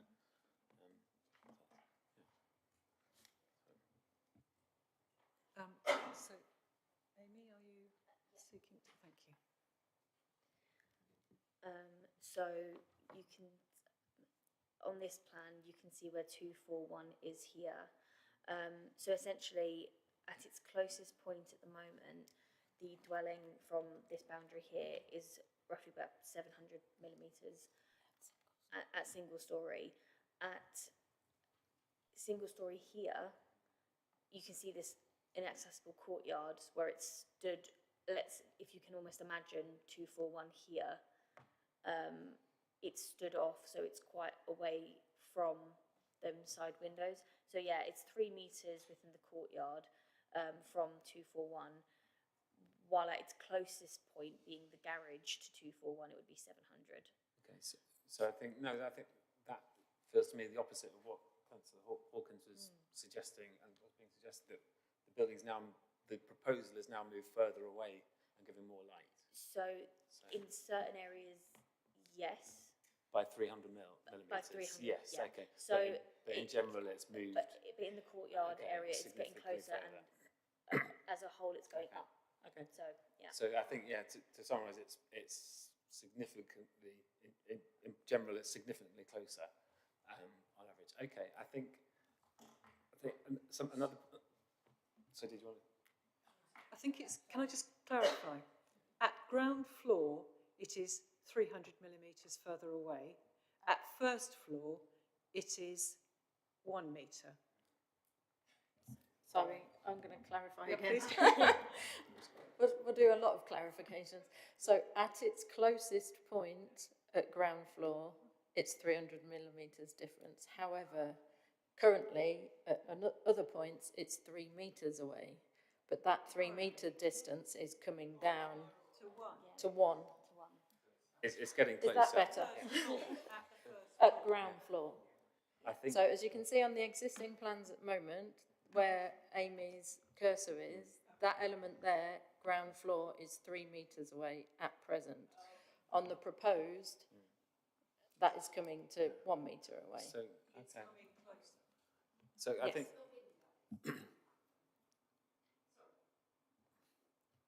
At the first floor, there is currently a 3 metre gap. Ground floor. That's ground floor plan. Sorry, but there is a 3 metre gap because it's space above a space, isn't it? It's a courtyard. There's nothing built above the courtyard. It's currently 3 metres away from the bedroom window. And when that courtyard is filled in, it will only be 1 metre away at first floor. Yes, okay. Yes, exactly. So my observation was at the ground floor, there is currently 3 metres, which will come to 1 metre, close, it will be 1 metre apart. And at the first floor, also there's currently a courtyard, which will come also from 3 metres to 1 metre. Yep. It's generally coming closer to the property, the neighbouring property. So that's the clarification I wanted. I think a couple of things that have been said as well needed just probably responding to. I think the applicant mentioned that the side wall was going to be rendered white, and that would prevent overshadowing, and that is not the case. You can't paint or render a large mass or a volume to stop it overshadowing something. So that is not really, in my view, a mitigation measure to protect the amenity of next door. I think, So, Councillor Hawkins, you mentioned that that window is opaque. That really doesn't have a bearing on how much light is let into the room, and would not be a mitigation measure when compared to building a two-storey property within a metre of that window, I think. Thank you, Councillor Rickson. Councillor Handley. I'm really pleased for that clarification. Thank you. Yes. Because when Councillor Hawkins just suggested that there's a chance that this might be acceptable, I could not understand it. I can now see no way that I can do anything other than support the officer's recommendation. Councillor Dr. Richard Williams. Thank you, Councillor Handley. Thank you, Chair. Yeah, I think it's a very well designed house, like Councillor Hawkins. I like the design. Just one point, if we could go back to that slide we were just looking at, the gap. I'm not so much asking a question here about the gap now between the two houses, but am I right in thinking that the new house is significantly shorter, so extends further out? Yes. To a lesser degree than the current one?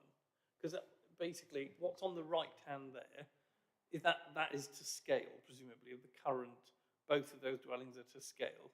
So the current house stretches a long, long way back, and that would be less so with the new house. Is that correct? My impression is that those two drawings may not be to scale, but I'm not sure, and perhaps that's Amy what I was can wondering. advise us. I'm going to get a drawing up, that might help. Because, yeah, I see, my thinking about this is I accept, of course, it is a lot closer.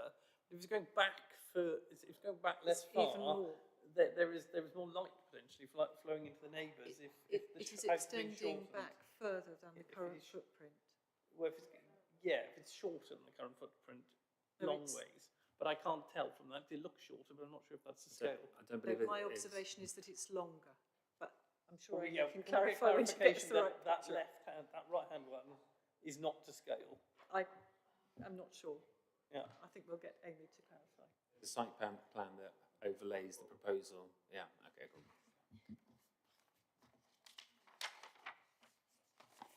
Well, we're looking for that. This is exactly why I asked for the two pictures to be put on the same slide, because I wanted to understand how these two related. Right, so the red. So Amy, do you want to talk us through this? Right, so the plan in front of you is essentially has the two dwellings overlaid. So the black line depicts what's there at the moment, and the red dash line shows what will be there. So, to answer Councillor Richard Williams's question, the footprint is longer both at the front and at the back.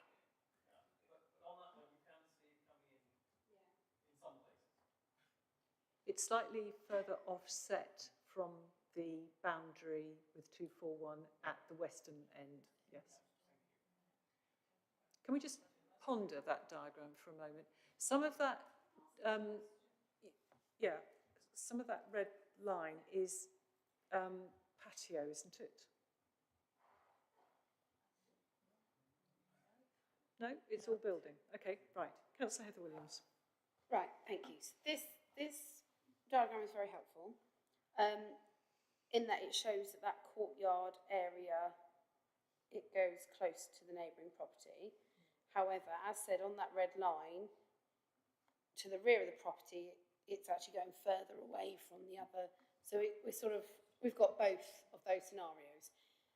If looking on here, could you plot where the windows are of 241? Because I think that's a big thing as well. It's not just about its proximity. At the end of the day, if it's close and it's just a plain brick wall, well, it makes absolutely no difference. But if the window to 241 is more to the rear, then actually it's an improved situation. So for me, I'd like to know where the windows are on there, if that makes sense. I think the window. Because I feel like 241 is. The numbers are going to do me no good now. I would just like to see because everyone's got different numbers in their heads. Okay, let's get Amy to answer that.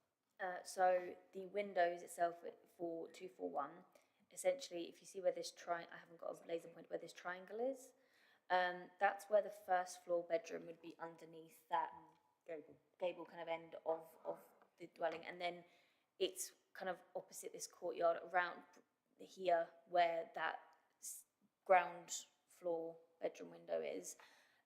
At the moment, this element, the black line, is single story. So while the back here is stepped off, that is going to become 2-story at the back. So, oh, it's not, sorry. It's a single story. So that,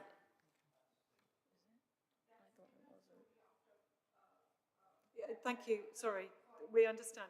We understand what's going on. So if that's single at that bit, that would actually potentially benefit the light because it's set back. So although you've got less direct light, you will get more through that alley than you would having it blocked and then courtyarded in. But can I just I don't think clarify that's, to Amy, please? The westernmost element of the black line, is that single story currently or 2-story currently? at this bit here, Yes. that bit here is currently single story. Exactly. So this is single story and it's being replaced by a slightly offset, longer single story extension. But if you take your cursor back to where it's 2-story, which is I believe at the corner, so if you're a bit further back, is that about right? So that's going to have the primary impact on that habitable room, on the window of the habitable room. Sorry, say again. That's what's going to have the primary impact on the light entering the habitable room at the ground floor, because it's now 2-story. Yeah, just to clarify, it's this corner here, if I zoom in. Just that corner, not the remaining bit to the northwest. This bit. That's single story. Would be, all of here to the front. It's 2-story. To this corner would be 2-story. So this is where that window is here. And then they'll have the ground window as well here for the bedroom. There are 2 windows here, which are also Oscar glazed. They serve the living room. But as this is single story and this will also be flat roof, then that's just all for completeness. Yes, Councillor Heather Williams. Thank you. Just so, can we leave it zoomed in for seconds? We're saying about that corner being 2-story. And the area around the courtyard is currently the single story. So it's the elevation of that area. No, sorry. The bit at the front. We've had it both ways, Chair. Sorry, what I'm saying is the bit at the front of the courtyard, is that single story? Okay. Yes. And the bit to the rear of the courtyard is currently single story. Okay. Which is what I was saying, which is now becoming 2-story. Okay, so that's what we're judging on that sort of corner essentially there. I just think if we are minded to refuse, we need to be really clear where it is that we're saying it has that issue.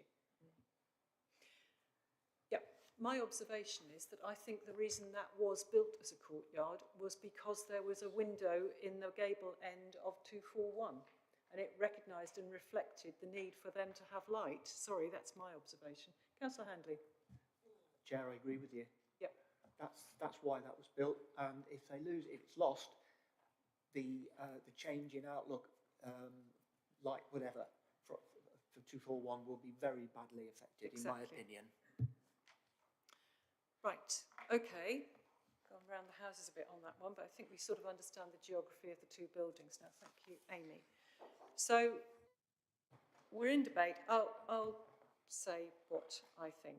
Yeah, there are many aspects of this dwelling that are not objectionable. We've had the clarification about the fact that this is already a development. Although it's in the green belt, it's already a house, so replacing it, in what is now considered to be grey belt is a reasonable proposition. It is, however, it's a striking design and it uses the full width of the plot. It's a very large garden, so it's got the capacity to do that. But my feeling is that it doesn't respect the need for not just direct vision, but light and reflected light and skylight to the property at 241. which is why that courtyard was built like that in the first place. So I'm not very keen on this. Haven't quite decided which way I'm likely to vote on it. Anybody else like to make a comment? Councillor Richard Williams. Thank you, Chair. Sorry to be picky, but I think we need to be careful about concluding why the house was built like it was. We have no idea why it was built like it was. So I think we need to be careful about asserting the reasons for why it was built as it was. The legal advisor would like to speak. Yes, thank you, Councillor Williams. That was going through my mind. Please concentrate on this application. Can't turn our minds to what was in the minds of those who designed the property previously or the next door property. So please just consider this on its merits as it is before you today. Absolutely. I'm only thinking about a personal experience in a different location, so I'll quite take your point. Okay, so members, anybody? Sorry? Councillor Heather Williams. I believe Councillor Rickson may have just snuck in for me. You sure? Okay. So yes, I feel like I started the meeting not confused about the numbers, and then we've gone down this path, and I'm thankfully right back to where I was at the start of the meeting, and in the same position as I was there. And I definitely agree we should only be judging on what it is here, not what others have done previously, because if anyone was trying to imagine what was going through our minds through this debate, I think they would not come to the conclusions of what's actually happened today. I have sympathy of what is seeking to be achieved. I think the design is a nice one. I think the aspirations with energy performance and things are positive and things that we would like to see. But we do have this issue with the light in respect to the neighbouring property. And I feel that there is a solution out there, but this is not it. And I think that needs to be borne in mind of anything that comes forward in the future, is about making sure that the amenity is not lost. There's a big plot. There's lots of places where this application could go. I don't want the applicants to feel disheartened by the process, but I think for those reasons that we've clearly outlined, it needs to be a no for today. And I hope that something that is agreeable can come forward in the future. Thank you. Anybody else? Councillor Rickson. Thank you, Chair. Yeah, I just echo the observations of fellow councillors. In fact, it's a great design and very well done. However, I think we'd be doing a disservice that if we were minded to approve it and not protecting the amenity of the neighbouring property. An observation: if this were to be refused and you came up with another application, would be to perhaps review the amount of glazing that you have on your southeast elevation, because I think you'd experience a fair bit of overheating, summer overheating, but that's sort of personal observation. So. Yeah, so again. Right, I can't see anybody else wishing to speak, so I suggest do we have a proposer for the...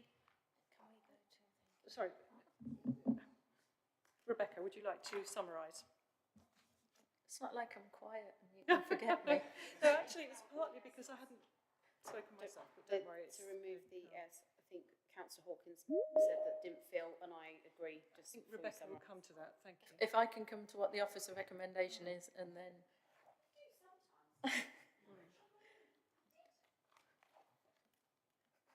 Sorry to interrupt.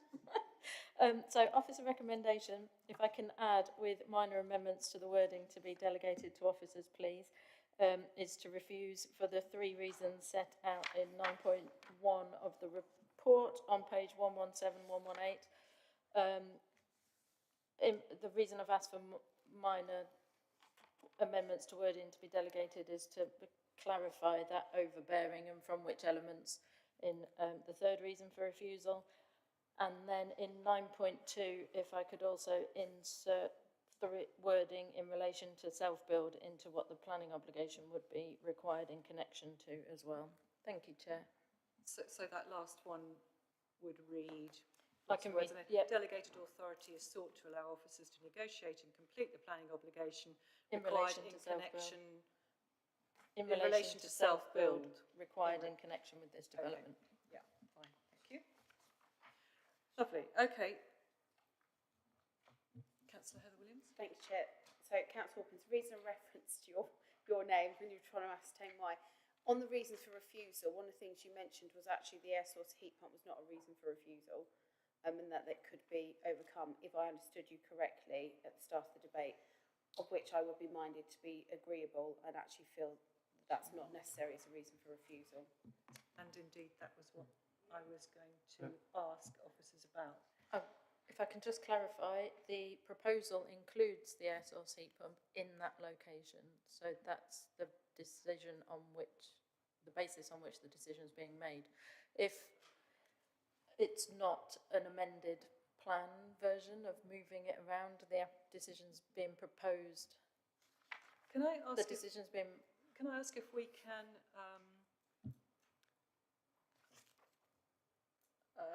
Is the air source heat pump does that come into the conditioning? No, it doesn't, does it? Well, yes, it does, because it refers to the noise at refusal number 2. And because it's refusal, we haven't got any conditions. So we're not thinking about conditions because we're thinking about refusal here. So I think my observation would be that if this is refused and the applicants come back with a new application, we would like them to consider the location of the air source heat pump. Yeah? Okay. Can we proceed on that basis? Okay, so do we have a proposer for this recommendation to refuse? Did Councillor Handley and Councillor is proposing and Councillor Heather Williams is seconding. So can we go to the vote on this, please?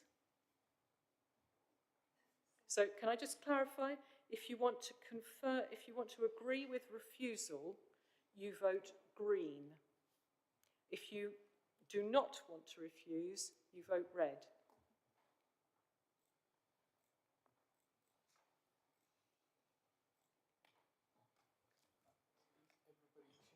That's 5, 6, 7, 8. Okay, so we have confirmed the recommendation to refuse by 5 votes to 2 and 1 abstention.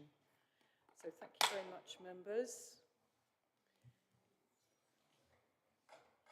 And the applicants will have heard the narrative that and the discussion that we had, and hope we'll take that into account if they come back with a subsequent application.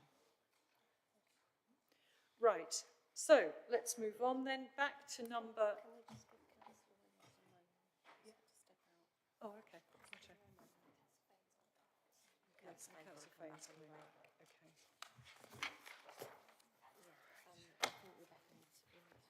Okay, should we take 5 minutes, please?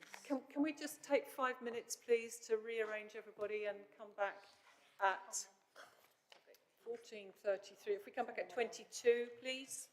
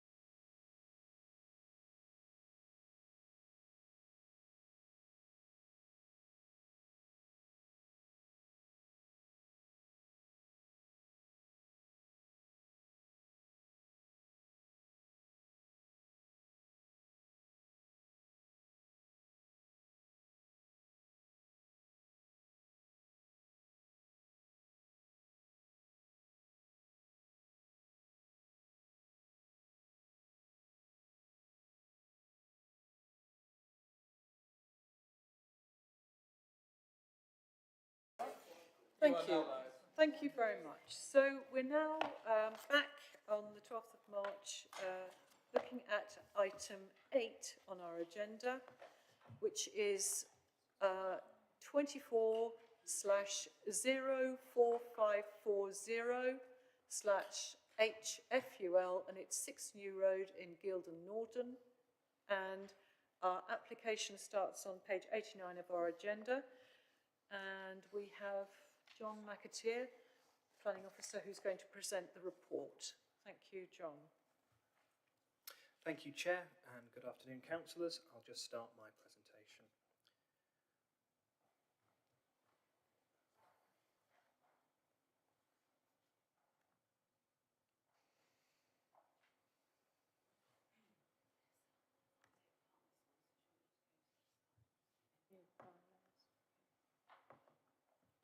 So as the Chair said, this is 6 New Road in Guildham, Morden. It's for the demolition of an existing garage, part 2-storey, part single-storey front and side extension with a chimney, and a detached garage and garden room to the side boundary. This has been brought to committee because the applicant is an independent member of a committee within the council. So I've just included a location plan there. We can see 6 New Road here, with New Road itself to the north.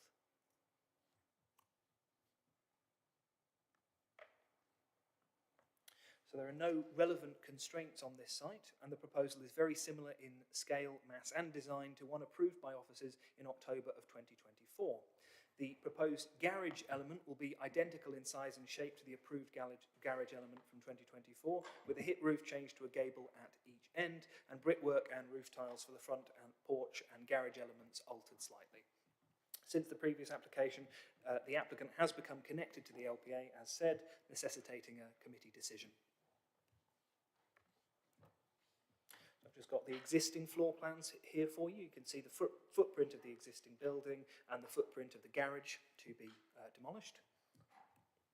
And here we have the proposed floor plans. We can see the front and side extension here and the new garage as it will sit on the site. So here we have the existing front and rear elevations and the existing side elevations. And for the benefit of members, I've included the approved plans from 2024 here on the left and the proposed plans of this application on the right, just to give you an idea of how similar they are. Clearly, just the main change is the reorientation of the garage roof. And same again for the rear and the sides as well.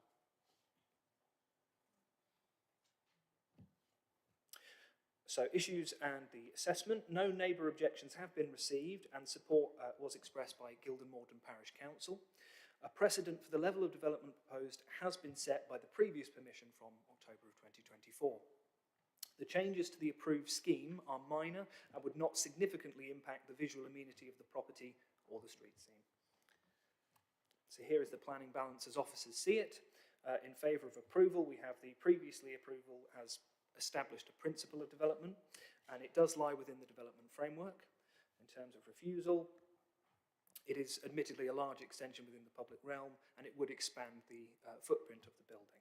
But officers are recommending approval. Thank you. Thank you very much. So,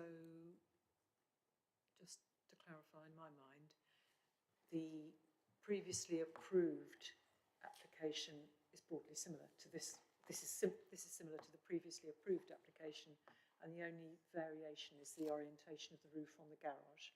Yeah, and some minor changes to the fenestration materials and the tiles. Yeah. Thank you very much. Okay, we do not have any speakers on this application, so do we have any clarifications, items of clarification of the officer? No? No. No. No. Yeah. Right, so does anybody want to debate this item, make any comments or ask any questions? Councillor Dr. Williams? I suppose move to a vote, Chair. Happy. Okay, right, that's fine. So are you recommending proposal of I would certainly recommend approval. Yes, just before we go on, let's go to Rebecca with a summary. Thank you, Chair. Just to summarise, the recommendation as set out on page 94, 95 of your agenda, paragraph 9.1, is for approval subject to the 4 conditions listed with minor amendments to conditions drafted delegated to officers. Thank you, Chair. Thank you very much, Rebecca. Right, okay, so we had, I mean, this seems a perfectly sensible application and I have no objections to it either. So, Councillor Williams, I think you were proposing it? Yeah, I would propose approve. Okay, we've got Councillor Sandford to second. So, if we could go to a vote.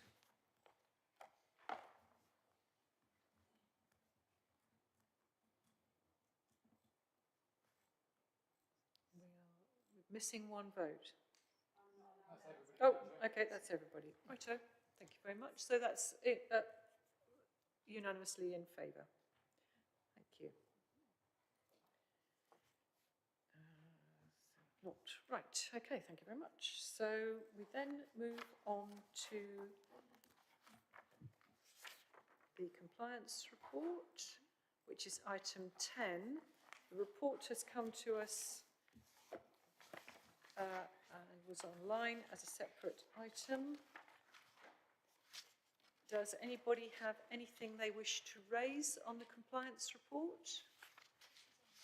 Oh, is that Chris Braybook? Ah, okay, sorry, I was wondering who RS is, but Chris Braybook, do you want to present your report, Chris? Good afternoon, Chair. Thank you.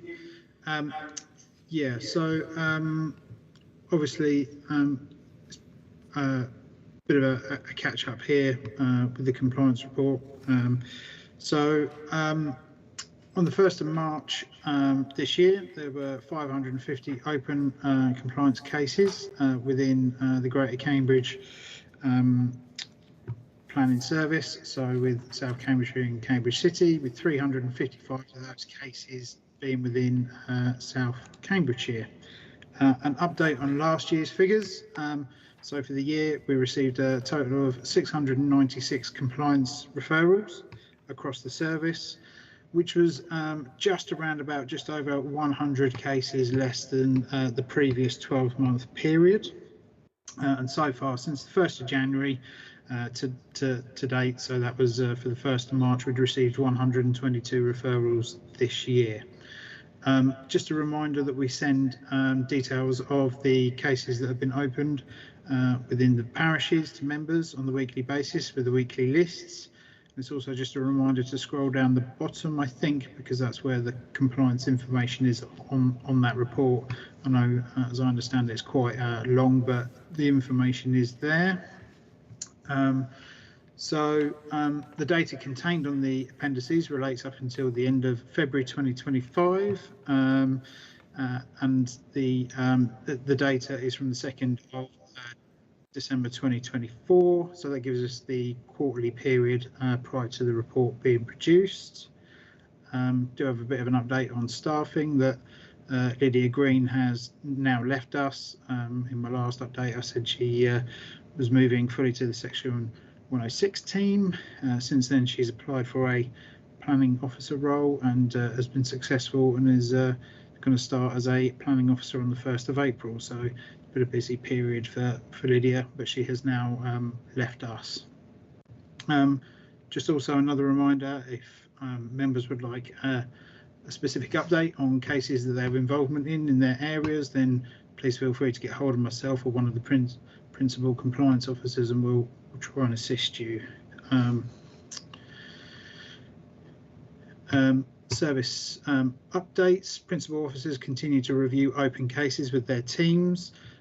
We are making progress with the amount of open cases we have, looking to close cases or take action where it's expedient to do so, and we are bringing these case numbers of open cases down, and we're moving slowly in that process, but we are, getting on top of things. I understand in the February 2025 committee meeting that took place. There was a question regarding the updates we were providing and why updates for compliance were now quarterly. This proposal to amend the report was brought forward to the committee in the meeting of November 2023 by Rebecca verbally. Members were provided with an update on the review of the team structure, processes, changes, introduction of new performance monitoring indicators. This was reiterated in October 24, where we agreed in November 24 we would move forward and report performance quarterly rather than monthly. And obviously we did speak to the chair and vice chair about the proposed changes. Obviously, just as I said above, we give updates on compliance cases, new ones that have come in as part of the weekly lists. Where we issue enforcement notice or take action where there's been member involvement, then we update members where a notice has been issued in relation to that complaint or site. Where an appeal was received, members once again receive notification and the timeline for that appeals process where they've had involvement in that case.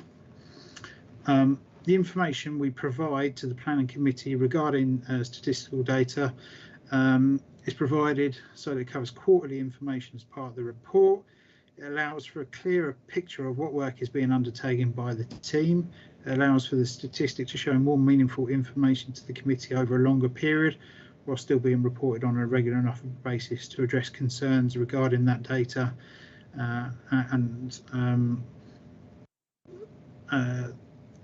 rather than the monthly data, which shows smaller changes and more difficult to interpret, perhaps, in a meaningful way. Members are provided compliance updates on a regular basis as part of further service improvements, as we set out in that report. New performance indicators are being introduced in April, and further updates to the members and the public on key investigation events will ensure a better service from the team. However, as always, should members wish for specific updates, then obviously get in touch with us. Reverting back to the monthly reporting to the committee, will not significantly change the information members receive about compliance matters in their wards, which is already being provided, and improvements to this will also being rolled out. Just to clarify on what those further improvements are that I'm talking about from the beginning of April, we are seeking to ensure that we update the public and members once we've carried out site visits within a set number of days.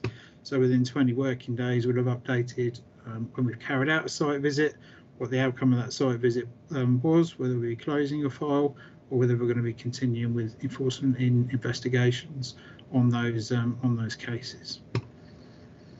And that's my update, Chair. Thank you very much. Thank you very much, Chris, and thank you very much for the work you and your officers do.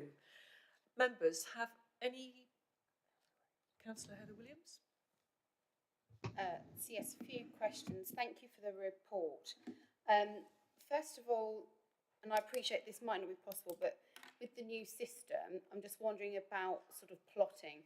So, for example, I know at the moment I have a lot of enforcement cases in my ward.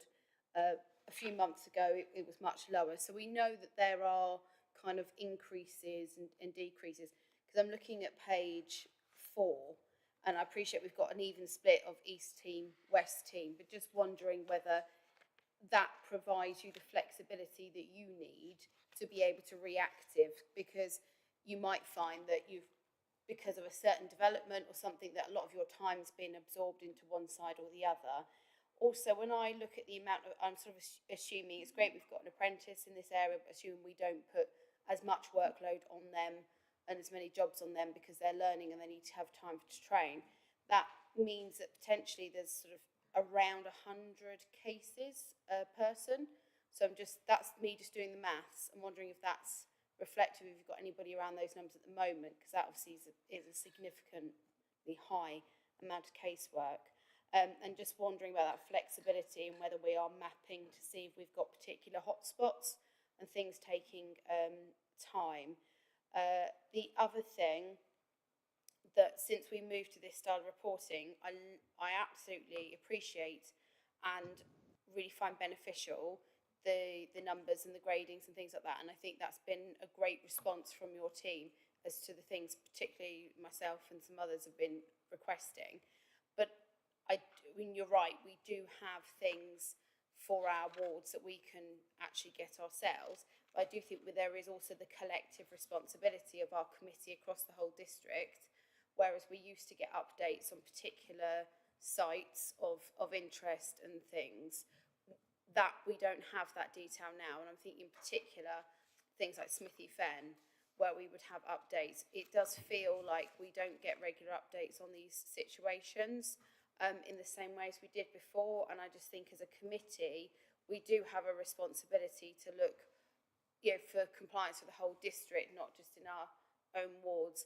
So would really appreciate answers about flexibility, and if we can do geographical mapping, caseloads on individual officers, and whether we can start having a few things like Smithy Fen back on the agenda so we can have good oversight as to what is happening there.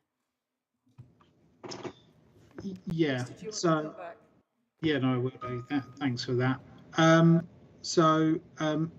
In terms of assigning cases, the East and West teams that we have and workloads across those teams, workloads can transfer around.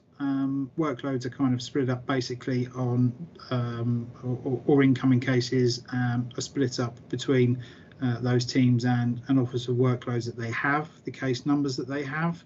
But that's looked at by myself. I allocate the new cases to officers based on availability and their capacities.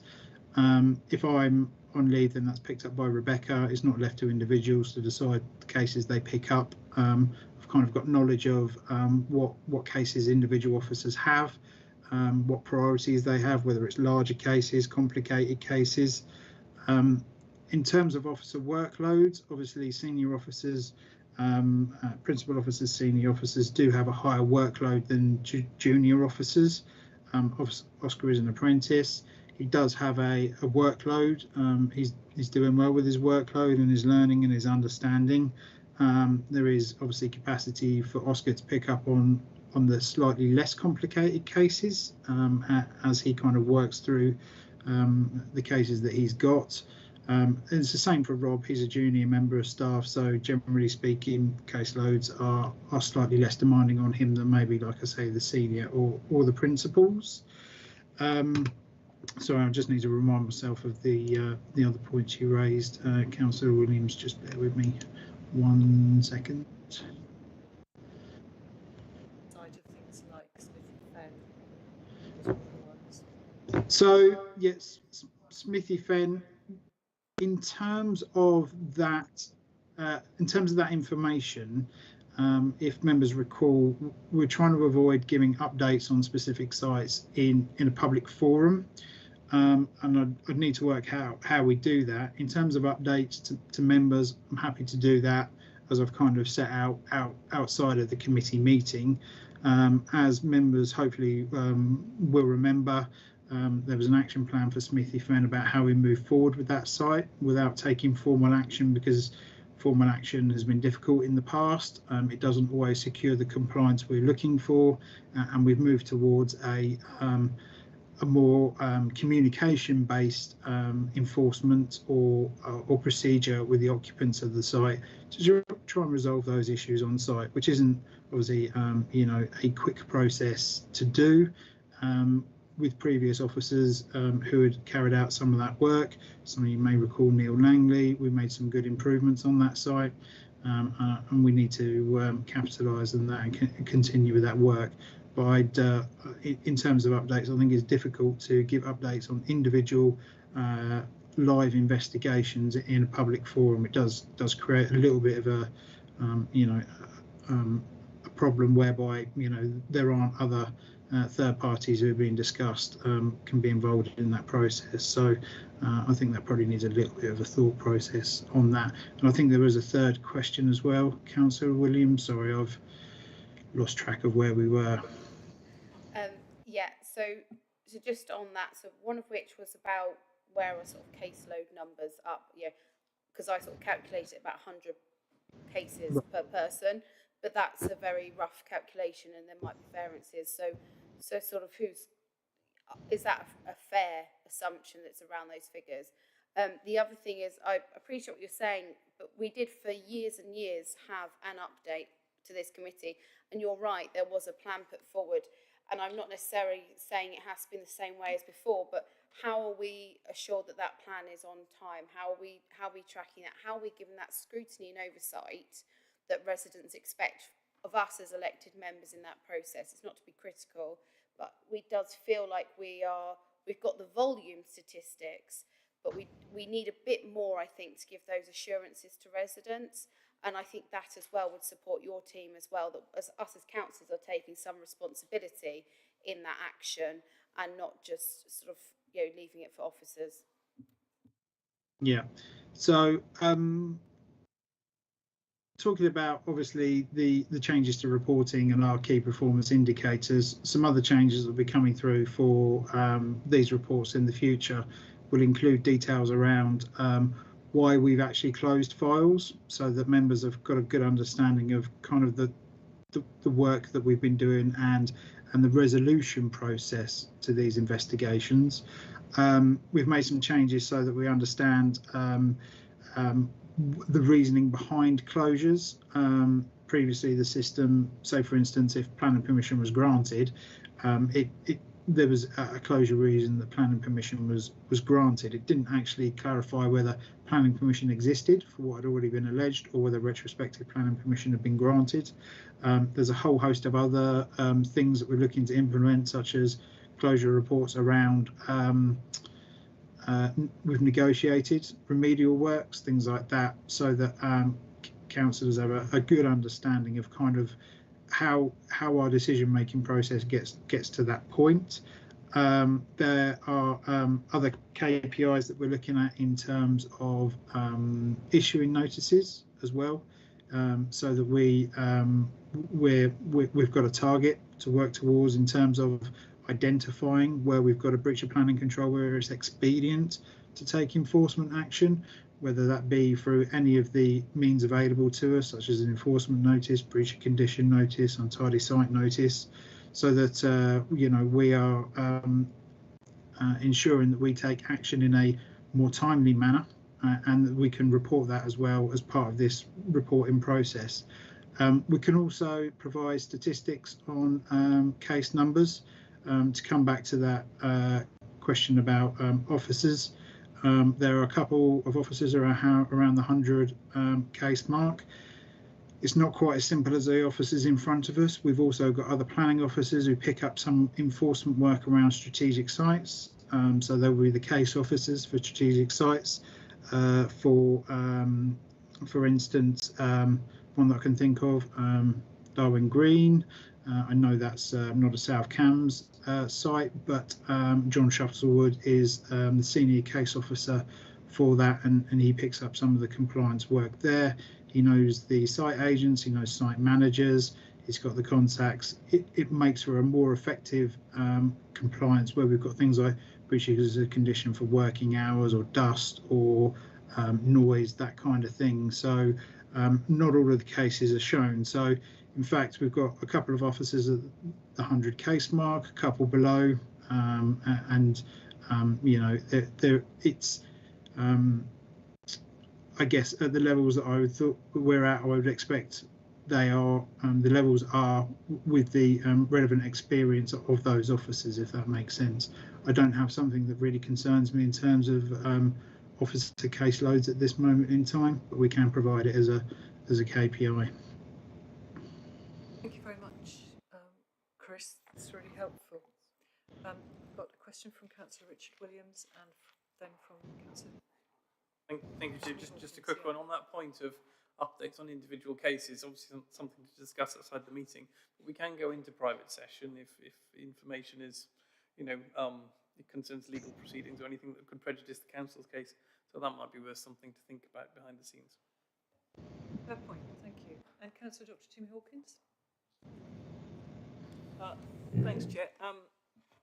Just to comment on, I think that the point that Councillor Williams made about specific information on specific things like Smithy Fen. Don't forget, Smithy Fen back then had problems. And we, you know, the reason that there was a constant information on that was because of the issues that existed at the time, which is not what we have now. But yes, you know, I get the point. But you know, as has been explained, there's potential to give information. We just need to make sure that it's stuff that we can give in public. But as has been suggested, if we need to go into the, what do you call the quiet session? Whatever, then, you know, potentially that could be done. Yeah, but we're trying to be more effective and efficient with officer time and the way we're doing things so we can make it available.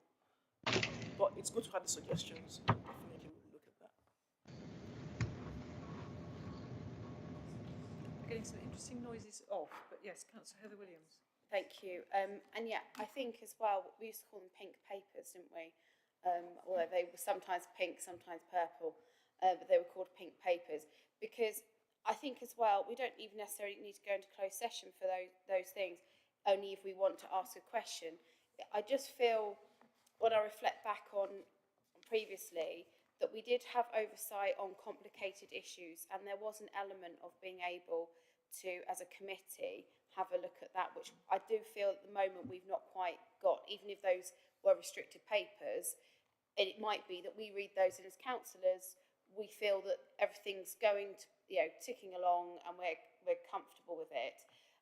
If we then wanted to ask questions, then we can go into closed sessions. We do with some other documents.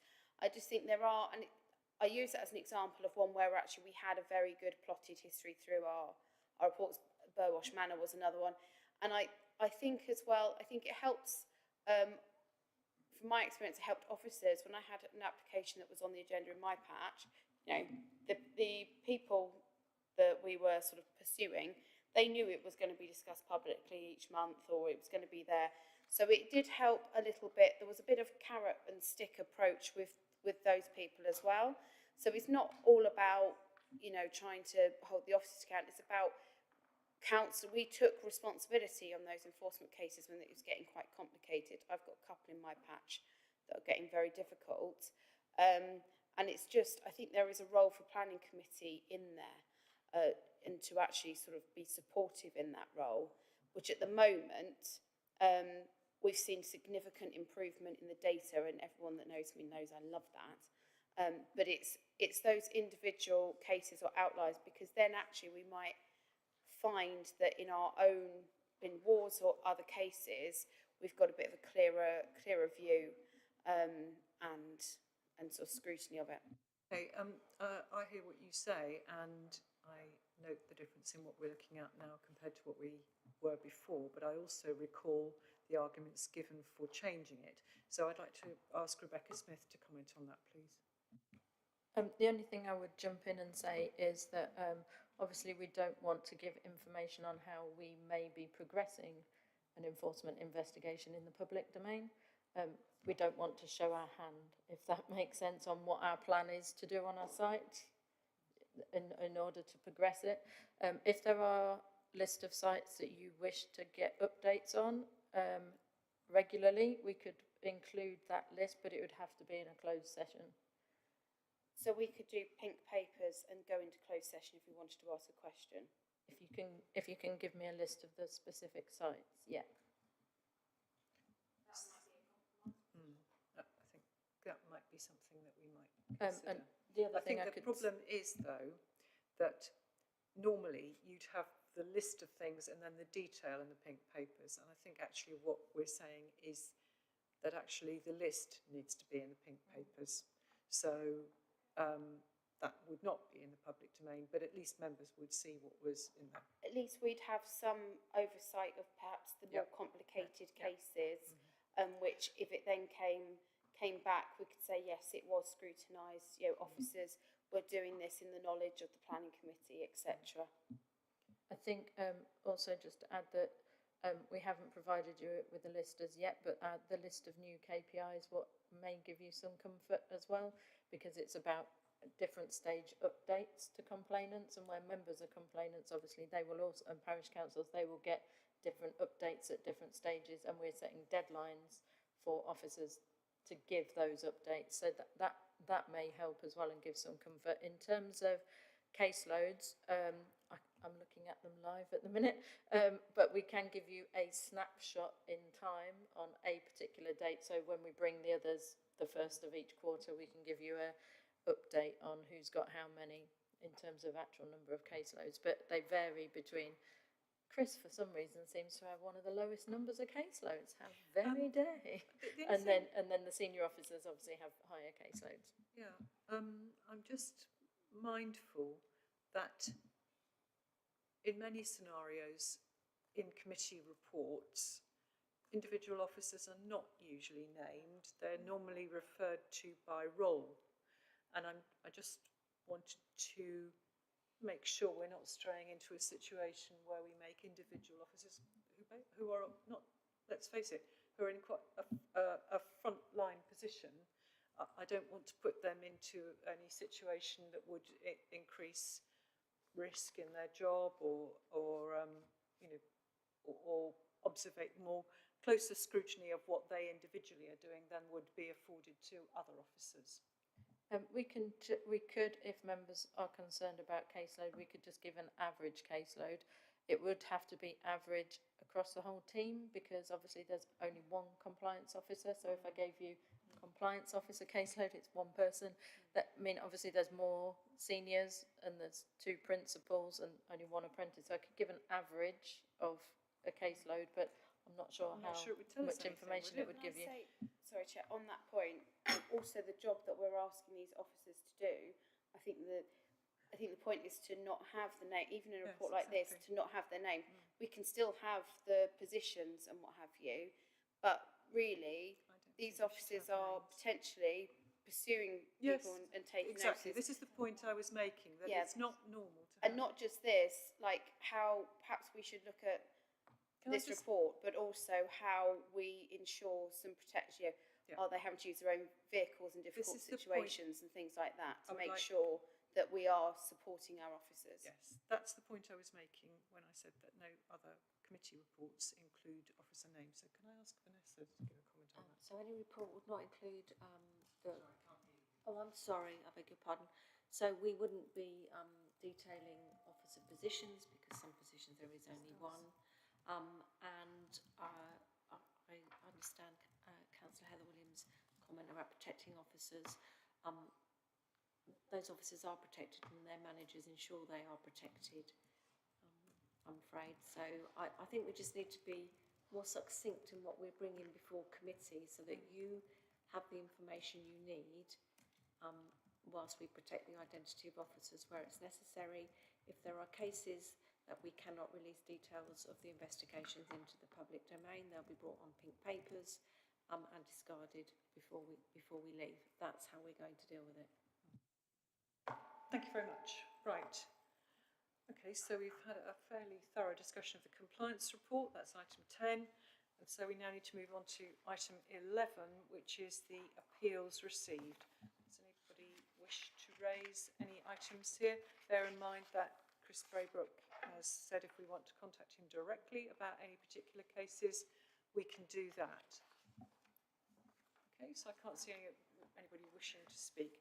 So with that then, members, thank you. And thank you very much, Chris, for your time here at the committee. And at 15:14, I'll close the committee with the reminder that the next planning committee is on 9th of April. Thank you very much.